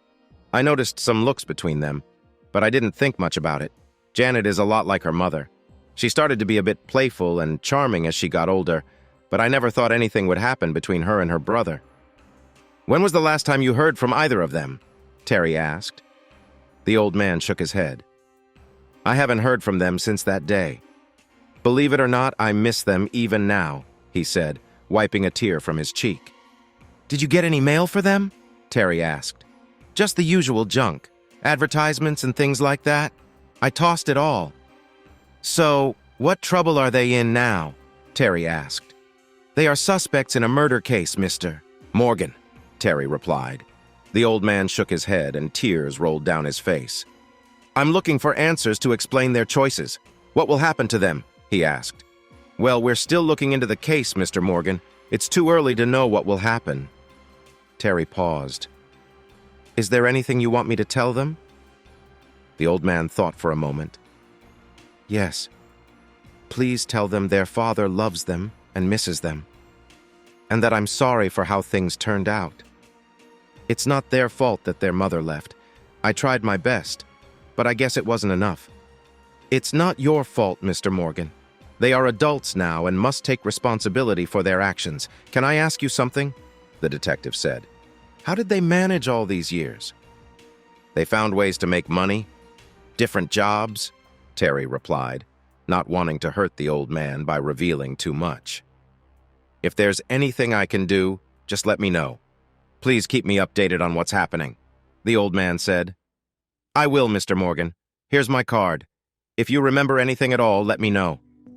Thank you, Detective. I will, he said as he took Terry's card. After that, Terry and Deputy Bennett left the old farm and drove back to Fresno. That was tough, Bennett said once they arrived at the sheriff's department. You still didn't tell me what the kids did to support themselves. No, I didn't want to hurt the old man more than he already was, Terry replied. So what did they do? Bennett asked. They made adult videos, said Terry quietly. Not the kind of thing you'd want their father to know about, right? Yeah, I get your point, Bennett said. Thanks again, Terry said, shaking the deputy's hand. He headed to the motel where Sergeant Foster had booked a room for him, checked in, and then called Justin. How did it go? Justin asked. Pretty rough. Their mother left when they were little. Their father raised them alone and found them in a bad situation. He hasn't heard from them since. Wow. Yeah. How are things going for you? Terry asked. Gallagher wasted no time this morning. He filed a request to move the trial. He claims that after my speech on Saturday, his clients can't get a fair trial. He said my speech made things too tense and showed the judge a video of how the audience reacted to what I said. I get that. What did the judge say? The judge said he would think about it, but not just yet. He wants to see how things unfold. He also gave me a warning. He said he understood my point, but it could be taken the wrong way. He told me to be more careful about my words going forward. That sounds like something a judge would say, Terry replied. Anything else? Yeah. Ron told me that Mrs. Carter's computer data is now fully recovered. We have all her passwords, and Ron is looking through it now. I expect he'll have something ready for you by the time you return. We also found more video with the Morgan kids. When will you be back? My flight leaves early in the morning. I'm going to call my wife and then get something to drink to clear my mouth. All right. I'll see you when you get back. Have fun out there. Funny, right? Terry said before hanging up. At 3:30 p.m. on Monday, September 27th, 2022, Sergeant Foster rushed into Justin's office as he was on the phone with Judge Brown, who demanded immediate action. Justin quickly mobilized, grabbing a few deputies, and headed to the jailhouse where an angry crowd had gathered, demanding the immediate execution of Ruth, Janet, and Gerald. Justin confronted the mob, reminding them that justice must be served in court, not by a lynch mob. He urged them to honor Commissioner Carter's memory by letting the law take its course, warning that their actions could lead to the suspects being released. His words gradually calmed the crowd, who eventually dispersed under the watchful eyes of the deputies. As the area cleared, a news crew approached Justin. Reporter Allison Channing, known for her persistent style, asked whether an impartial jury could be seated given the town's sentiments, and if Justin felt responsible for the day's protest. Justin reaffirmed his commitment to the law, emphasizing that justice would be served fairly in court, not through vigilantism. Off the record, Allison pressed Justin on his personal feelings about the situation. He candidly expressed his deep empathy for the community's anger, yet stressed the importance of due process, noting that justice requires time and careful execution, not rash actions. After ensuring everything was secure, Justin prepared to move forward with the case, knowing that the road ahead would be challenging. After returning to his office, Justin saw an email from Judge Brown commending his handling of the protest. Feeling the day's weight, he decided to call it a day.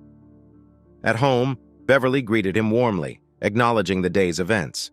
They watched the news, where Allison Channing praised Justin's quick action that prevented a riot. Despite the praise, Justin confessed feeling hypocritical due to past actions, but Beverly reassured him, reminding him that he did the right thing both then and now. The next day, the town's somber mood weighed on Justin as he went through his morning routine. Christina Foster informed him that Commissioner Carter's son, Brian, was there to see him. Brian, in his Air Force uniform, handed Justin an envelope from his late father's safe deposit box. The letter inside revealed the extent of the abuse Austin Carter endured from his wife, Ruth, including her infidelity and manipulations. Austin had even hacked into her emails, discovering her connections to a traitorous network. As Justin read, he realized the depth of Ruth's betrayal and the dark forces she was involved with, hinted at through her communications with someone known only as AG. The letter's tone grew more desperate as Austin predicted his own demise, leaving Justin with the chilling realization of how dangerous the situation had truly been. Austin admitted in his letter that he had often stood over Ruth with a gun, contemplating killing her but stopping himself out of fear of eternal damnation. As his time ran out, he wrote a chilling warning. If his body was found, Ruth was to blame. He signed off with a final plea, "Avenge me." Justin, disturbed by the letter, called Terry, who joined him for a smoke as they discussed the grim details. Terry agreed the letter provided valuable insight, but the mysterious AG remained a puzzle. They speculated on Ruth's involvement with AG and the potential connections to broader threats. Their conversation was interrupted by a call from Ron, who had uncovered crucial evidence on a DVD from Gerald's van. When Justin and Terry arrived, Ron played the video, revealing Gerald and Janet discussing Ruth's plan to kill her husband. Gerald expressed doubts, especially about using a spear gun, but Janet reassured him that Ruth was serious and expected them to follow through. The conversation confirmed the premeditated nature of the crime, with Ruth orchestrating the murder out of fear that her husband was uncovering too much. The video left no doubt that the plan was set for Sunday night, and Gerald's hesitation underscored the gravity of their situation. That's the day after tomorrow. Once we're done, we'll leave this place, maybe visit the old man for a day or two, then head to the coast. I could use a vacation, she said. What about your shop? He asked. Screw it. I'm not made for business. I'd rather spend my life on the beach with you. We've saved enough. One last job and we're done. What do you say, lover? He smiled. You know I'd do anything for you. Then do me one more time, she whispered. Ron paused the video. That's sick. I can't believe they recorded that. They recorded everything, Ron replied, handing over a flash drive. I've already blurred out the private parts. Terry shifted focus. What about the emails on Carter's hard drive? Plenty, Ron said. Ruth was in contact with Madison Stewart until Stewart's arrest. Seems like Stewart was grooming her for something. And AG, Ruth's been in touch with this AG character, but we can't pinpoint who or where they are. AG used a secure VPN. The best guess is they're in England. Harris's team might be able to dig deeper. England? Interesting. When's Harris coming? Justin asked. Thursday, Ron replied. How long until we get the toxicology report? Donald asked. 2.5 to 4 weeks, Ron answered. Donald shook his head. We can't wait that long. I'll push for an arraignment. We've got enough evidence for a conviction without it. Let's make sure we're prepared for the trial. We'll need everything we can get. Later, Nathan Gallagher sat with Ruth Carter, who was shackled and visibly distressed. As she tearfully recounted the horrors of her confinement, Nathan explained the gravity of the charges against her: conspiracy with domestic extremists, plotting to kill her husband, and involvement in sexual assault. He informed her that if convicted under the Enhanced Patriot Act, there would be no appeal, emphasizing the seriousness of her situation. Nathan informed Ruth that she would go from the courtroom straight to death row and face execution soon after. Overwhelmed, Ruth pleaded, Please, you have to do something. Nathan reassured her, I'm doing all I can. You've tangled with a dangerous group, he continued. The jury might not care about your intentions. What can we do? Ruth sobbed.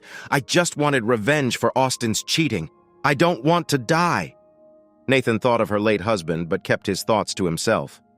Did you see his memorial? He asked. Ruth nodded. I'm pushing for a change of venue to get a fair trial with a jury that doesn't know your husband. Ruth inquired about the extremists. Nathan confirmed they were the same group Agent Harris had mentioned. They nearly killed me. Harris saved my life but couldn't save hers, he said. Ruth asked what she could do. Nathan advised, Cooperate fully with the investigation. Volunteer to help. It might spare your life, but there are no guarantees. Ruth agreed, and Nathan added, Detective Wood has arranged evaluations for Gerald and asked for evaluations for you and Janet, too. When Ruth asked if he thought she was crazy, Nathan replied, Anyone would be after getting involved with them, but maybe the counselor can find something to help your case. The state doesn't like to execute people who aren't, let's say, all there. Nathan informed her that the arraignment would be on Monday, where they would enter a not guilty plea. Ruth, surprised, thought about confessing her guilt but decided against it. Okay, she said, smiling faintly. Nathan then met with Janet, whose attitude was far more cavalier. She laughed at the charges of incest, saying, So what? Are they going to kill me and keep my body in prison for 10 years? When Nathan asked if she was coerced into her relationship with Gerald, Janet dismissed the idea. We started when I turned 18. I love him. I'd do anything for him. Nathan listened as Janet flaunted her sexual history and lack of regret. I don't want to die, she said, but I'll never stop loving Gerald. Nathan suggested she cooperate fully with the authorities to avoid execution. Janet shrugged. Yeah, okay, whatever. As Janet left, she asked Nathan if he'd seen any of her movies. No, he replied. You should, she said with a smile. Nathan noted a stark contrast between Janet and her brother Gerald. While Janet was brash, Gerald was quiet and introverted. Nathan addressed the same points with Gerald that he had with Janet. The evidence against all three of you is strong, Nathan said. I need something to help your case. Gerald, tearful, confessed. I didn't want anyone to die. I couldn't pull the trigger. Janet had to help. I was about to confess when they threatened her. I love her and want to do anything to keep her alive. Nathan asked if Gerald had shared this with the detective. Gerald shook his head, explaining, "The detective left and never came back. I was left here." Nathan assured him that someone from the county would visit tomorrow and they could discuss it together. Gerald admitted he didn't understand the full gravity of the charges, and Nathan explained that the DA viewed them as traitors. Gerald clarified, "I don't know these people. I just helped Janet with the technical stuff. She handled everything else." Nathan then asked Gerald about his relationship with Janet. Gerald revealed, "We started after her 18th birthday. Dad kicked us out when he caught us." He tearfully begged, "I just want Janet to live. I can't live without her." Nathan urged Gerald to be completely honest and cooperative. Gerald nodded, "I will. I just want to protect Janet." After leaving the jail, Nathan spoke with Terry. "Any updates on Gerald?" Nathan asked. Terry replied, "Gerald claims he didn't want to harm Commissioner Carter and didn't fire the spear gun, even though he was holding it. He says Janet handled all the arrangements. Given the phone records, I believe him, but it doesn't excuse his inaction." Terry added, "Gerald is competent to stand trial but has deep abandonment issues and sees Janet as his whole world. Janet, meanwhile, is highly driven and shamelessly sexual. She has trust issues too, but her only weakness is Gerald." Justin asked if the counselor had anything new. Terry confirmed, "Gerald is competent but has abandonment issues. Janet is a powerhouse showing no remorse. If they had sought help, things might be different." Justin inquired about the evidence packet. Terry assured him it was progressing. Terry reminded Justin that Agent Harris was scheduled to arrive that day. "I've got it noted," Justin chuckled.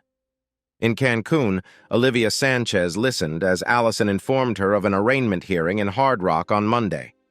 "So, you just want me to recon the situation?" Olivia asked. Allison confirmed, noting that Hard Rock's Sheriff Miller had recently handled a protest skillfully. Olivia, intrigued by Miller's response, decided to go despite her busy schedule. "I'll make the arrangements and send you my bill," she said, then ended the call. She reflected on her past as she removed her blonde wig, revealing her short raven hair. Nearly 10 years ago, Olivia had been kidnapped by Colombian guerrillas. Her father, a wealthy Ecuadorian businessman, turned to Justin and his mercenary team, the War Dogs, when the government refused military action. Olivia vividly remembered Justin's brutal rescue, where he dispatched the guerrillas with ruthless efficiency. She had been terrified when Justin approached her, but his eyes betrayed a sadness that intrigued her. Despite knowing her father had paid for her rescue, Olivia offered herself to Justin that night, hoping to heal his apparent heartbreak. The next day, Justin gave her a blue pin, the U.S. Army Combat Infantryman badge, as a memento. "I'll never forget you," he said, and she left for home with tears in her eyes. After enduring abusive relationships, Olivia moved to the U.S., joined WMS, and trained extensively in combat. She kept the badge as a reminder of Justin's kindness. When WMS went dark, she was approached by AG and reluctantly began working with Allison despite her disillusionment with the feminist cause.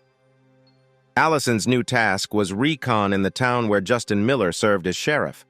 Olivia Sanchez, tasked with the job, was conflicted about seeing him again, still harboring feelings for him despite knowing he had remarried. She remembered their past. 10 years ago, Justin rescued her from Colombian guerrillas hired by her father. Olivia was deeply affected by Justin's courage and compassion.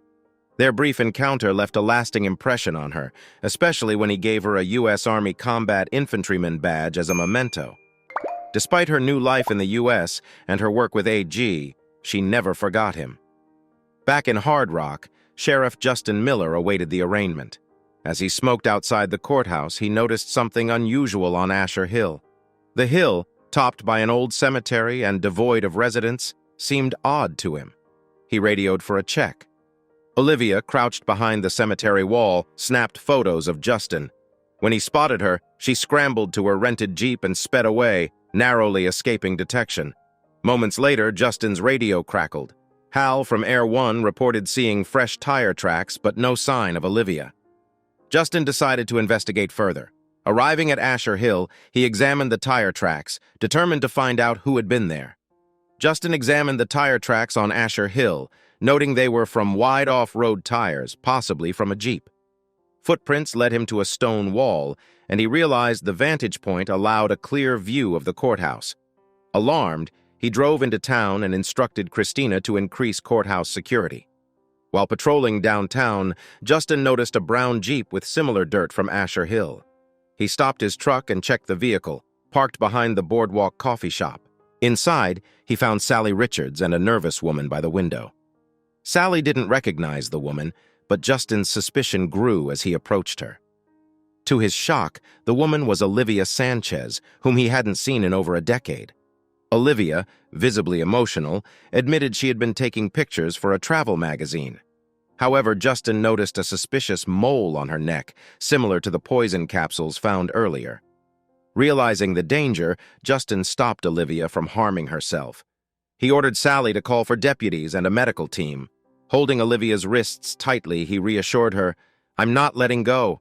I saved you once, and I'm not letting you die here." As deputies and medics arrived, Justin kept a firm grip on Olivia. The doctor quickly identified and removed a hidden poison capsule from her neck. Olivia, now sedated, was grateful but groggy. She was lucid enough to appreciate that Justin had saved her once again. Olivia knew Justin's intervention risked his safety, and she realized she couldn't repay him as she did before. "We need to talk," Justin said. She nodded. Justin addressed Deputy Skinner. "She's not under arrest, but should be taken to the office. I'll interview her, and Agent Harris might want to speak with her too." Skinner asked, "What was that in her neck?" "A poison capsule. Handle it carefully and send it to forensics," Justin instructed. After the medics left with the capsule, Justin updated Terry and Logan about the arraignment, which proceeded with the defendants pleading not guilty. The judge set the trial for October 18th, giving the defense time to review the evidence. Logan and Terry arrived at the sheriff's department. Justin briefed them. Olivia had been watching the courthouse from Asher Hill and had a poison capsule in her neck. Terry and Logan were alarmed. Olivia, seated in the interview room, had the combat infantryman badge Justin had given her years ago. He introduced her to Terry and Logan, then asked, "Why were you on Asher Hill?" Olivia hesitated before answering. "I was hired to monitor the arraignment. That's all I know." Justin pressed, "Are you with WMS or another group?" Olivia replied, "WMS no longer exists. I was contacted by someone handling your defendants and asked to observe. I don't know their name." Logan was skeptical. "She was sent by this AGE person," Olivia confirmed. "That's likely their alias. If I reveal more, our lives are at risk." Justin, seeing the badge on the table, reflected on their past. "Aren't you arresting her?" Logan asked. "For what?" Justin responded. "She's not broken any laws I know of." Logan suggested, "Let me take her to El Paso. She's a key witness." Justin turned to Olivia. "If I let Agent Harris take you to El Paso, will you cooperate with him? For old time's sake?" Olivia smiled. "Can I take my badge?" Logan agreed. She can stay here for her protection until she leaves. Justin arranged for Olivia's things to be retrieved and kept her presence discreet. To Deputy Skinner, he said, "Place her in a holding room for protective custody, not arrest. Keep this low profile. I'll speak to her later." With everyone briefed, Justin thought back to his first meeting with Olivia over a decade ago. "She needs to earn your trust," Logan said, eyeing Olivia's badge. "I gave it to her years ago," Justin replied. Logan raised an eyebrow. "You've got some explaining to do, Sheriff." Justin nodded. "Why don't you both join Beverly and me at my house? I'll fill you in then." Logan and Terry exchanged puzzled glances, but agreed. Justin called his wife. "Hey, Beverly, Terry and Agent Harris are coming over. I've got a story to share, so maybe start a fresh pot of coffee." When Terry and Logan arrived, Beverly greeted them and offered coffee. After everyone settled in, Logan asked, "Why are we discussing this here?" Justin said, "What I'm about to tell you stays between us. Deal?" Logan and Terry agreed.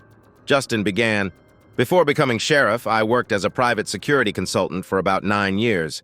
Terry interjected, "You were a mercenary?" "Professional soldier, but yes," Justin confirmed. He then recounted a mission from about a decade ago where he rescued a kidnapped girl in Ecuador. He had given her the combat infantryman badge he once intended for his daughter. "That's why Miss Sanchez still has the badge," Justin said. "I saved her life then. She must have kept it as a reminder." Logan asked, "So you think she still trusts you?" Justin explained, "Imagine being a frightened young woman, rescued from violence, and given something meaningful by the man who saved you. It's natural she'd hold on to that." Terry questioned, "But she worked for WMS. Shouldn't we question her?" Justin replied, "We need to approach this correctly. I have no evidence of a crime. Trust me, and we'll handle this properly." Logan agreed. "We'll follow your lead for now." Logan and Terry stood to leave. "It was a pleasure meeting you, Mrs. Miller," Logan said, shaking Beverly's hand. "Thank you for the coffee," he added. "Anytime," Beverly replied. After they left, Terry turned to Justin. "So, a real-life mercenary, huh? That explains a lot." Justin nodded, smiling. "I guess I'm not your typical lawman." "Certainly not," Terry said. "So, is that how you lost your eye?" "Yes, my last job," Justin confirmed. "Any other secrets you're keeping?" Terry asked. "Probably," Justin said with a grin. "Some things are better left unknown," Terry laughed. "Got it. I'll see you at the office tomorrow." "See you then," Justin said. Later that night, Beverly turned to Justin in bed. "It meant a lot that you were honest about Olivia. I probably should have known about her earlier." "I didn't mean to keep it from you," Justin said. "I just thought it was important to share now." "Is there anything else I should know?" Beverly asked. "Do you think about her when we're together?" "No. I haven't thought about her since I met you," Justin said. "That day you were in such pain and I was there for you. I thought about her for years, but it was you who made me whole." "Did you love her?" Beverly asked softly. "A part of me did," Justin said.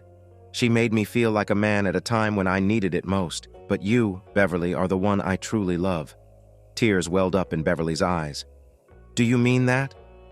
"Absolutely," Justin said, wiping her tears away. "I'm madly in love with you, and you're stuck with me for life." "I'm madly in love with you too," Beverly replied. "It would kill me to lose you." "I'm not going anywhere," Justin said, holding her close. "If you want to meet her, I don't mind, but it might not be wise given the circumstances." "I might stop by after my deliveries tomorrow," Beverly said. "I look forward to it," Justin said, and they embraced passionately. Meanwhile, Allison Gatsby answered a knock at her door and found Heather Kent and Veronica standing outside. She let them in and closed the door. "What brings you here?" Allison asked. Heather suggested, "Perhaps we should discuss this over tea." Allison called for her servant, who brought tea on a tray. Heather glared at the servant. "Get your filthy eyes off me," she ordered. The servant quickly retreated. "I apologize, mistress," he mumbled. Heather turned to Allison. "A loincloth? Really?"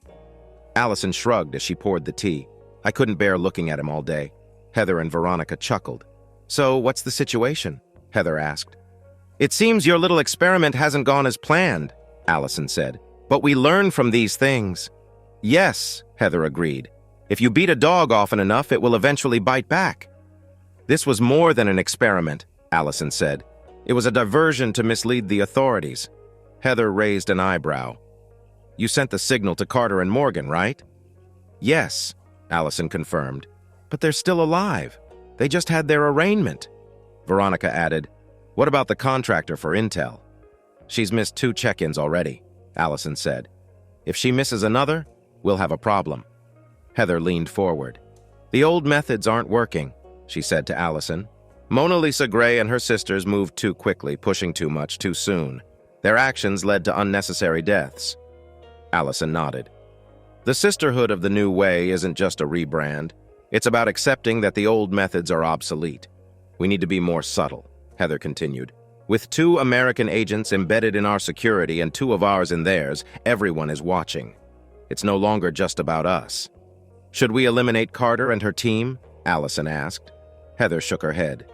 "The district attorney is pushing for the death penalty. Let the state handle it. We should distance ourselves and focus on what we do best. Research and development. No more experiments, at least for now."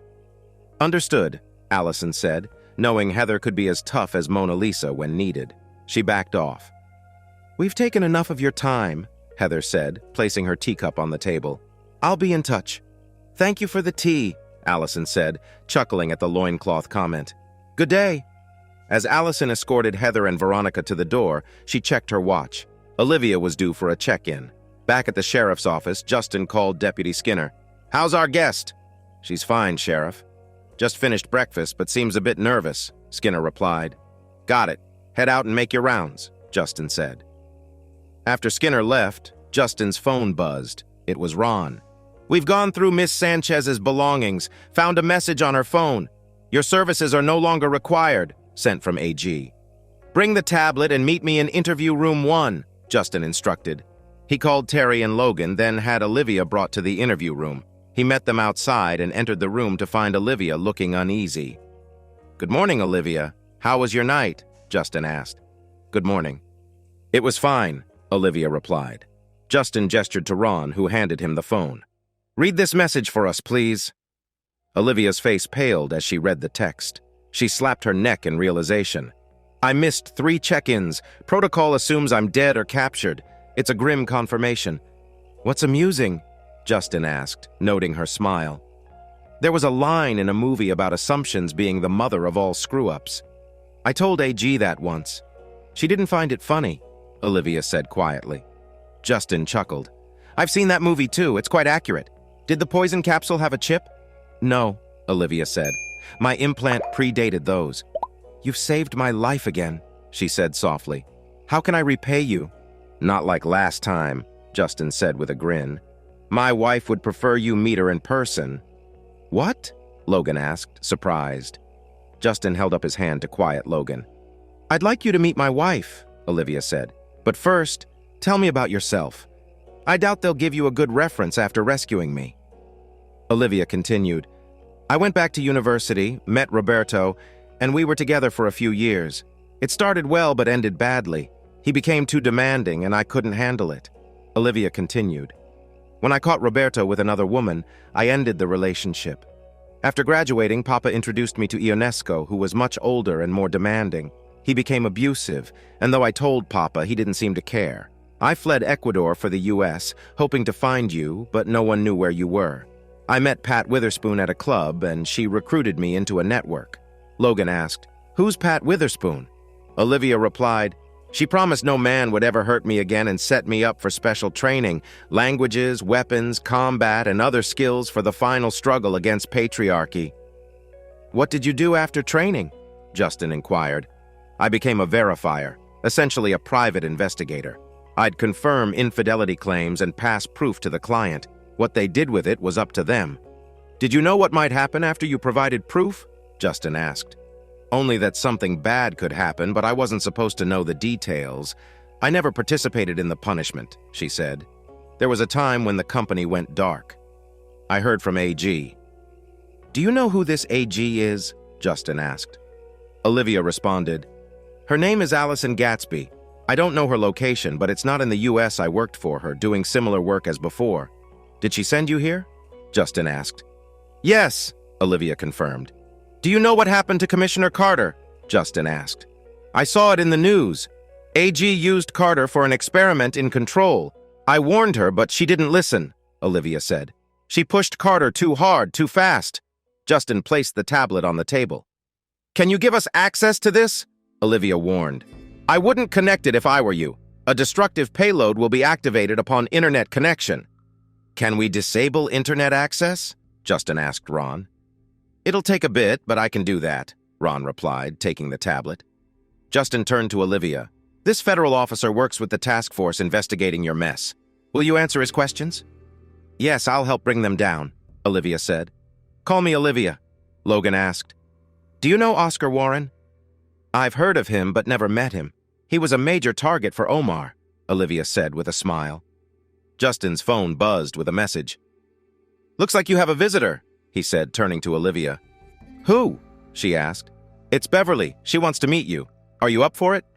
Olivia smiled. "I'd love to meet her." Moments later, Terry let Beverly in. Justin introduced the 2 women and asked everyone else to leave for the observation room. Logan questioned, "Is this wise?" "Not really, but it's happening," Justin replied. As they moved to the observation room, Logan suggested, "She'd be a huge asset. We should get her to a secure location. Once Gatsby knows she's alive, she'll likely send someone to eliminate her." "Do you have a safe place?" Justin asked. "Yes, a secure base with a Marine battalion." I'll need to check with my superiors, Logan said, pulling out his phone. Terry added, the DEA will want her statement and might need her to testify. Let him handle it. We'll figure out how to get her testimony without exposing her, Justin said. Terry left to make the call, while Justin watched Olivia and Beverly through the observation window. They seemed to be getting along, and Justin noticed them chatting and laughing. Looks like they're having a good talk, he thought, just as Donald entered the observation room. What's happening in there? Donald asked. They're just talking. Stories, makeup tips, and, well, stories about me. It's all being recorded, Justin replied. Is this wise? Donald asked. It's unorthodox, but I wanted Olivia to feel comfortable. The more she trusts us, the more cooperative she'll be, Justin said. Let's get this done, Donald agreed. They entered the interview room. Olivia, this is District Attorney Donald Campbell. He's here to take your statement. Olivia stood and greeted Donald. Nice to meet you, Mr. Campbell. Pleasure, Olivia, Donald replied. Beverly stood up too. It was wonderful talking with you, Beverly. I'm glad we finally met, Olivia said. I enjoyed it too. Maybe we can do it again, Beverly responded. Take care of him, Olivia said. I will, Beverly promised, and they hugged before Beverly left. Justin followed her out into the hallway. How was your visit? Justin asked. Very nice. We talked about you, maybe 80% of the time, Beverly said with a smile. I felt my ears burning. Everything is recorded, Justin said. I know. I won't invade your privacy. I'll pull the recording, Beverly assured him. She kissed him. See you at home. I love you too, Justin said. He returned to the interview room as Donald wrapped up. I think we have everything we need, Donald said. Would Olivia be able to testify securely? Justin asked. I'll need to confirm with the judge, but I think we can arrange something, Donald said. That would be great, Justin said. He turned to Olivia. Ready to go back? It's past lunchtime. I can arrange a light meal. A light meal would be perfect, thank you, Olivia agreed. Justin walked her to her room and then turned to the deputy. Please arrange a light lunch for her. Will do, Sheriff, the deputy said. Logan approached Justin with an update. I spoke with my superiors. They agreed to let Olivia stay at Fort Apache, our secure base. An aircraft will pick her up tomorrow. Fort Apache? Justin asked. Yes, it's a secure base. I'll escort her back east, Logan said. Just had a thought, Justin said. If Gatsby sent Olivia to check on Carter and the Morgan kids, she might send someone to verify Olivia's status, maybe monitor our local paper. That's a good assumption, Logan agreed. What's your plan? Justin made 2 calls. First, to Ginny, the public information officer. Ginny, I need you to come to my office. I'm on my way, Ginny replied. When she arrived, Justin explained, we need to fake Olivia's death to keep her safe. No social media or public mentions. Got it, Ginny said. Sheriff Justin Miller, purveyor of fake news. Next, Justin called Aaron Simpson, editor of the local paper. Aaron, I need a favor. Can you run a small online-only story? No questions asked. Sure, Sheriff. What's the story? Aaron asked. Justin gave the details. Clean it up as needed. Make sure it's online for a day or two, then pull it. Direct any inquiries to me. Are you sure? Aaron asked. This is unusual. Absolutely, it's crucial. I'll explain after the Carter trial, Justin said. Okay, I'll get it up within an hour, Aaron agreed. I'll keep it up for 2 days and then pull it. Thanks. I owe you, Justin said. Damn straight you do, Aaron replied. Justin finished his call and looked at Logan. You know, Sheriff, you're the most unique law enforcement officer I've worked with, Logan remarked. Justin grinned. You don't know the half of it. Meanwhile, Allison checked the local paper's website, finding a small article titled, Unidentified Woman Found Dead, Police Investigating. She read that an unidentified woman had been discovered at a local motel. The report mentioned a handprint on her neck and that Sheriff Miller was handling the case personally. From the description, Allison was convinced it was Olivia. Relieved, she closed her laptop and headed to her bedroom. Nathan Gallagher reviewed evidence from the DA's office, feeling overwhelmed by its scale and severity. Recognizing he needed help, he assembled a team of attorneys and paralegals. Holding up a bottle of midnight-scented lamp oil, he declared, We'll be burning a lot of this. Cancel your plans. We're working nights and weekends. Bob Wright, one of the lawyers, expressed concern. Are you sure? The DA's case looks strong. Nathan replied, "There's something in all this we can use. Mitigating circumstances, perhaps. We need to find it. A guilty verdict means death, so we need to delay, maybe move the venue." "All right, let's dig in," Bob agreed. Back home, Justin greeted his wife Beverly with a kiss. She smiled and said, "I've been thinking about you, what I plan to do tonight." "You've piqued my curiosity," he said. Beverly led him upstairs after dinner. As they made love, Justin noticed how her actions mirrored Olivia's from years ago. "Where did you get this idea?" he asked. "Olivia told me," Beverly whispered. "Not upset, are you?" she asked. "Never," Justin replied. "Anything that brings us together is fine with me." As they held each other in bed, Beverly asked, "Do you ever think of her when you're with me?" "No," Justin assured her. "I haven't thought about her since that first day on the road." "I love you so much," Beverly said. "I'll do whatever it takes to keep you happy." "Ecuadorian women are known for their strength and loyalty, but they've got nothing on this Texas girl." "I know," Justin said, hugging her tightly. "And that's one of the reasons I'm so in love with you." They fell asleep in each other's arms. The next morning, Justin asked Logan, "Ready to head out?" "Yeah, we're all set," Logan replied. Ron successfully removed the wireless adapter from Olivia's tablet. "My team will review it and send you any relevant information," he assured. Justin nodded. "Good.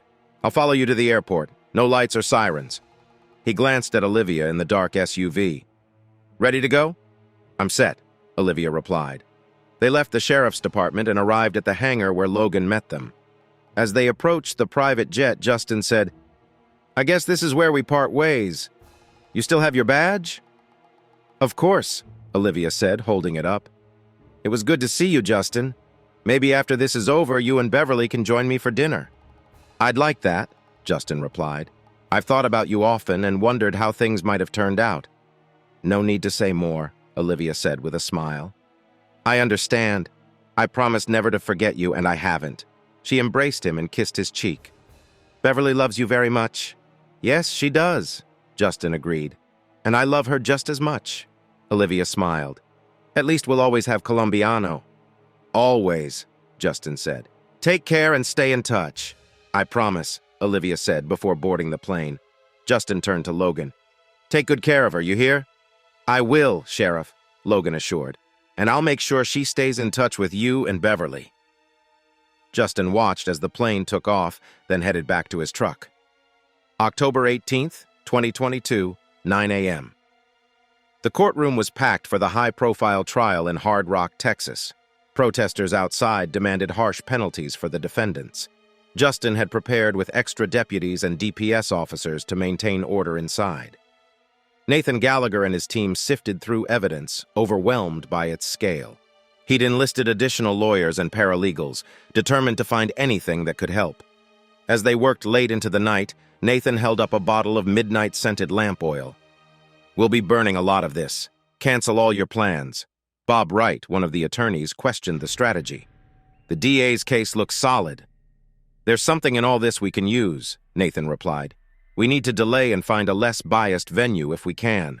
Jury selection took 2.5 days. Despite Nathan's motions for a change of venue, they were denied. By Wednesday afternoon, the jury was finally seated and sworn in. Donald requested that the jury be sequestered, which Nathan opposed, but the judge ruled in favor of the DA.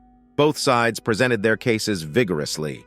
Nathan objected to a video presented by Donald, arguing it was hearsay.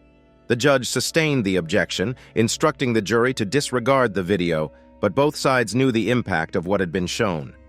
Donald introduced a video testimony from an anonymous witness, identified only as OS, who described WMS and her role in monitoring the targets. The jury was shocked by her revelations about the organization's control methods. Meanwhile, Donald received the toxicology report from Austin's autopsy.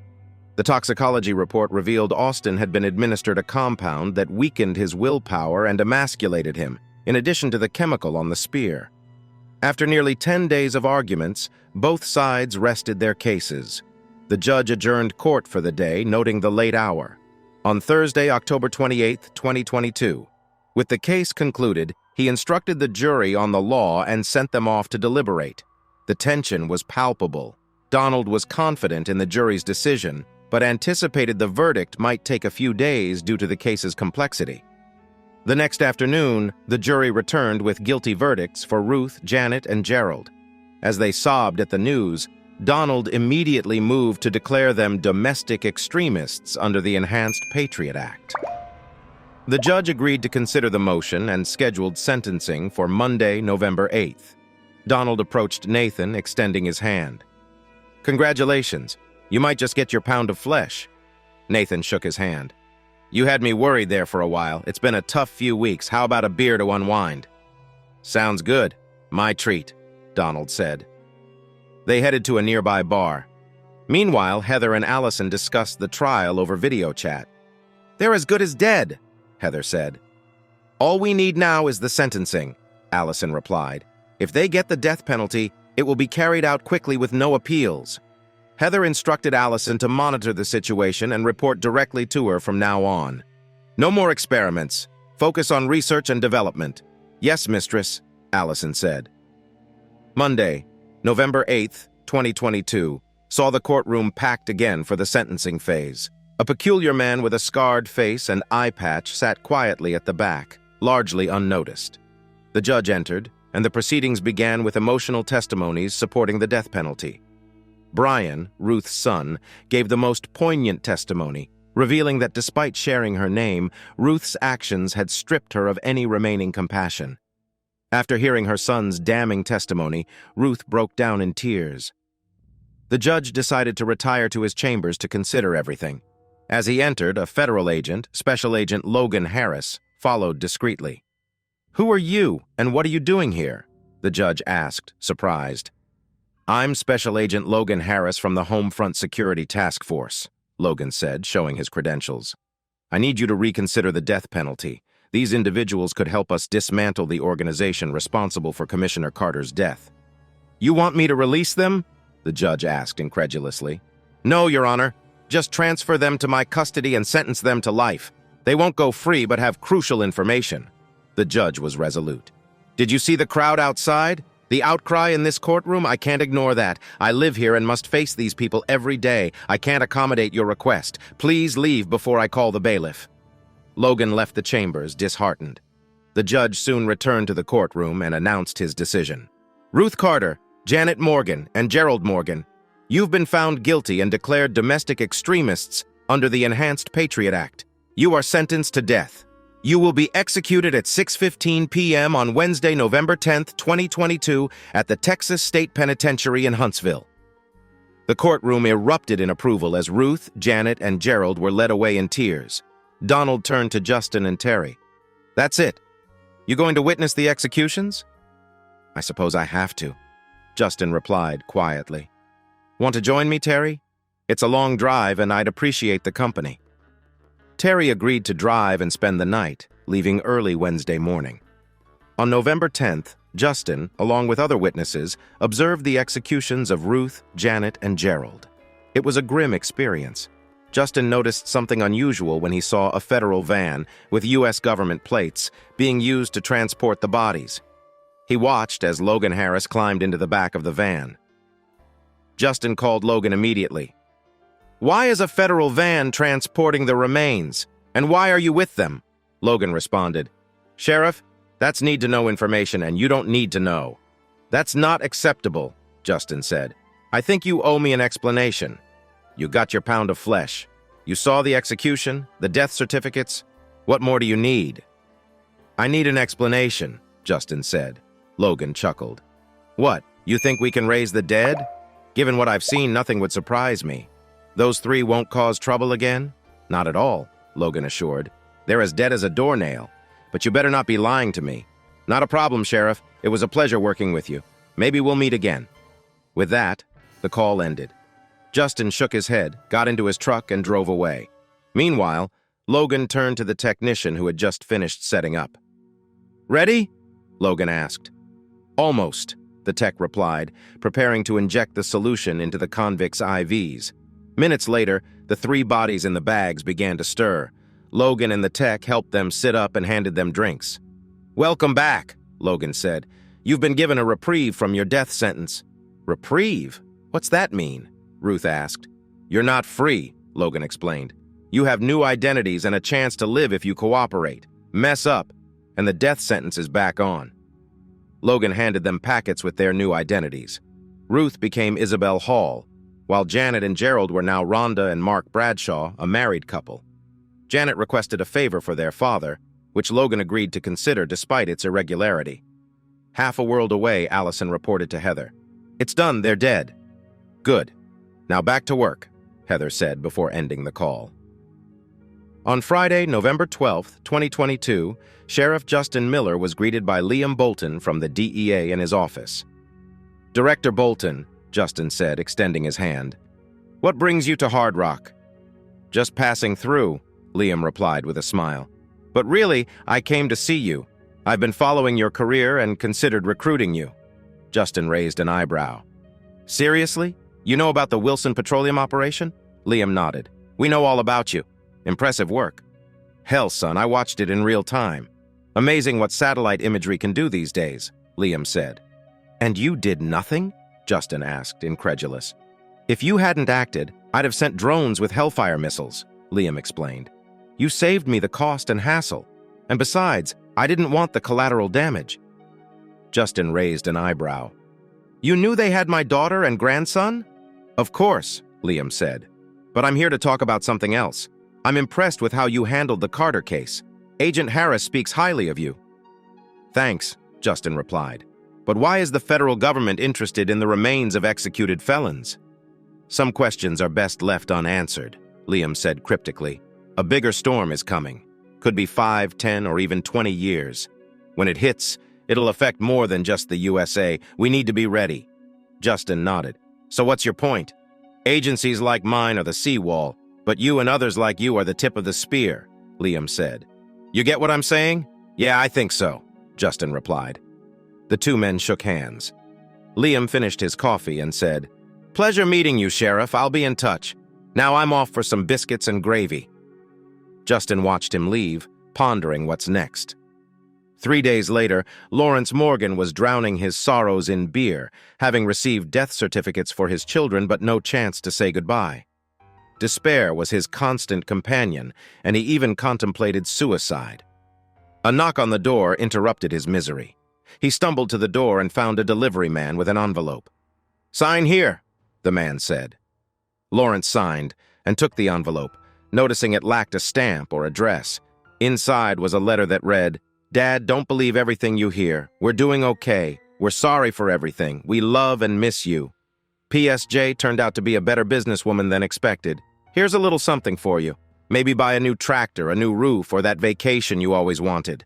Enclosed was a bank draft for $2.5 million, dated 2 days after the death certificates.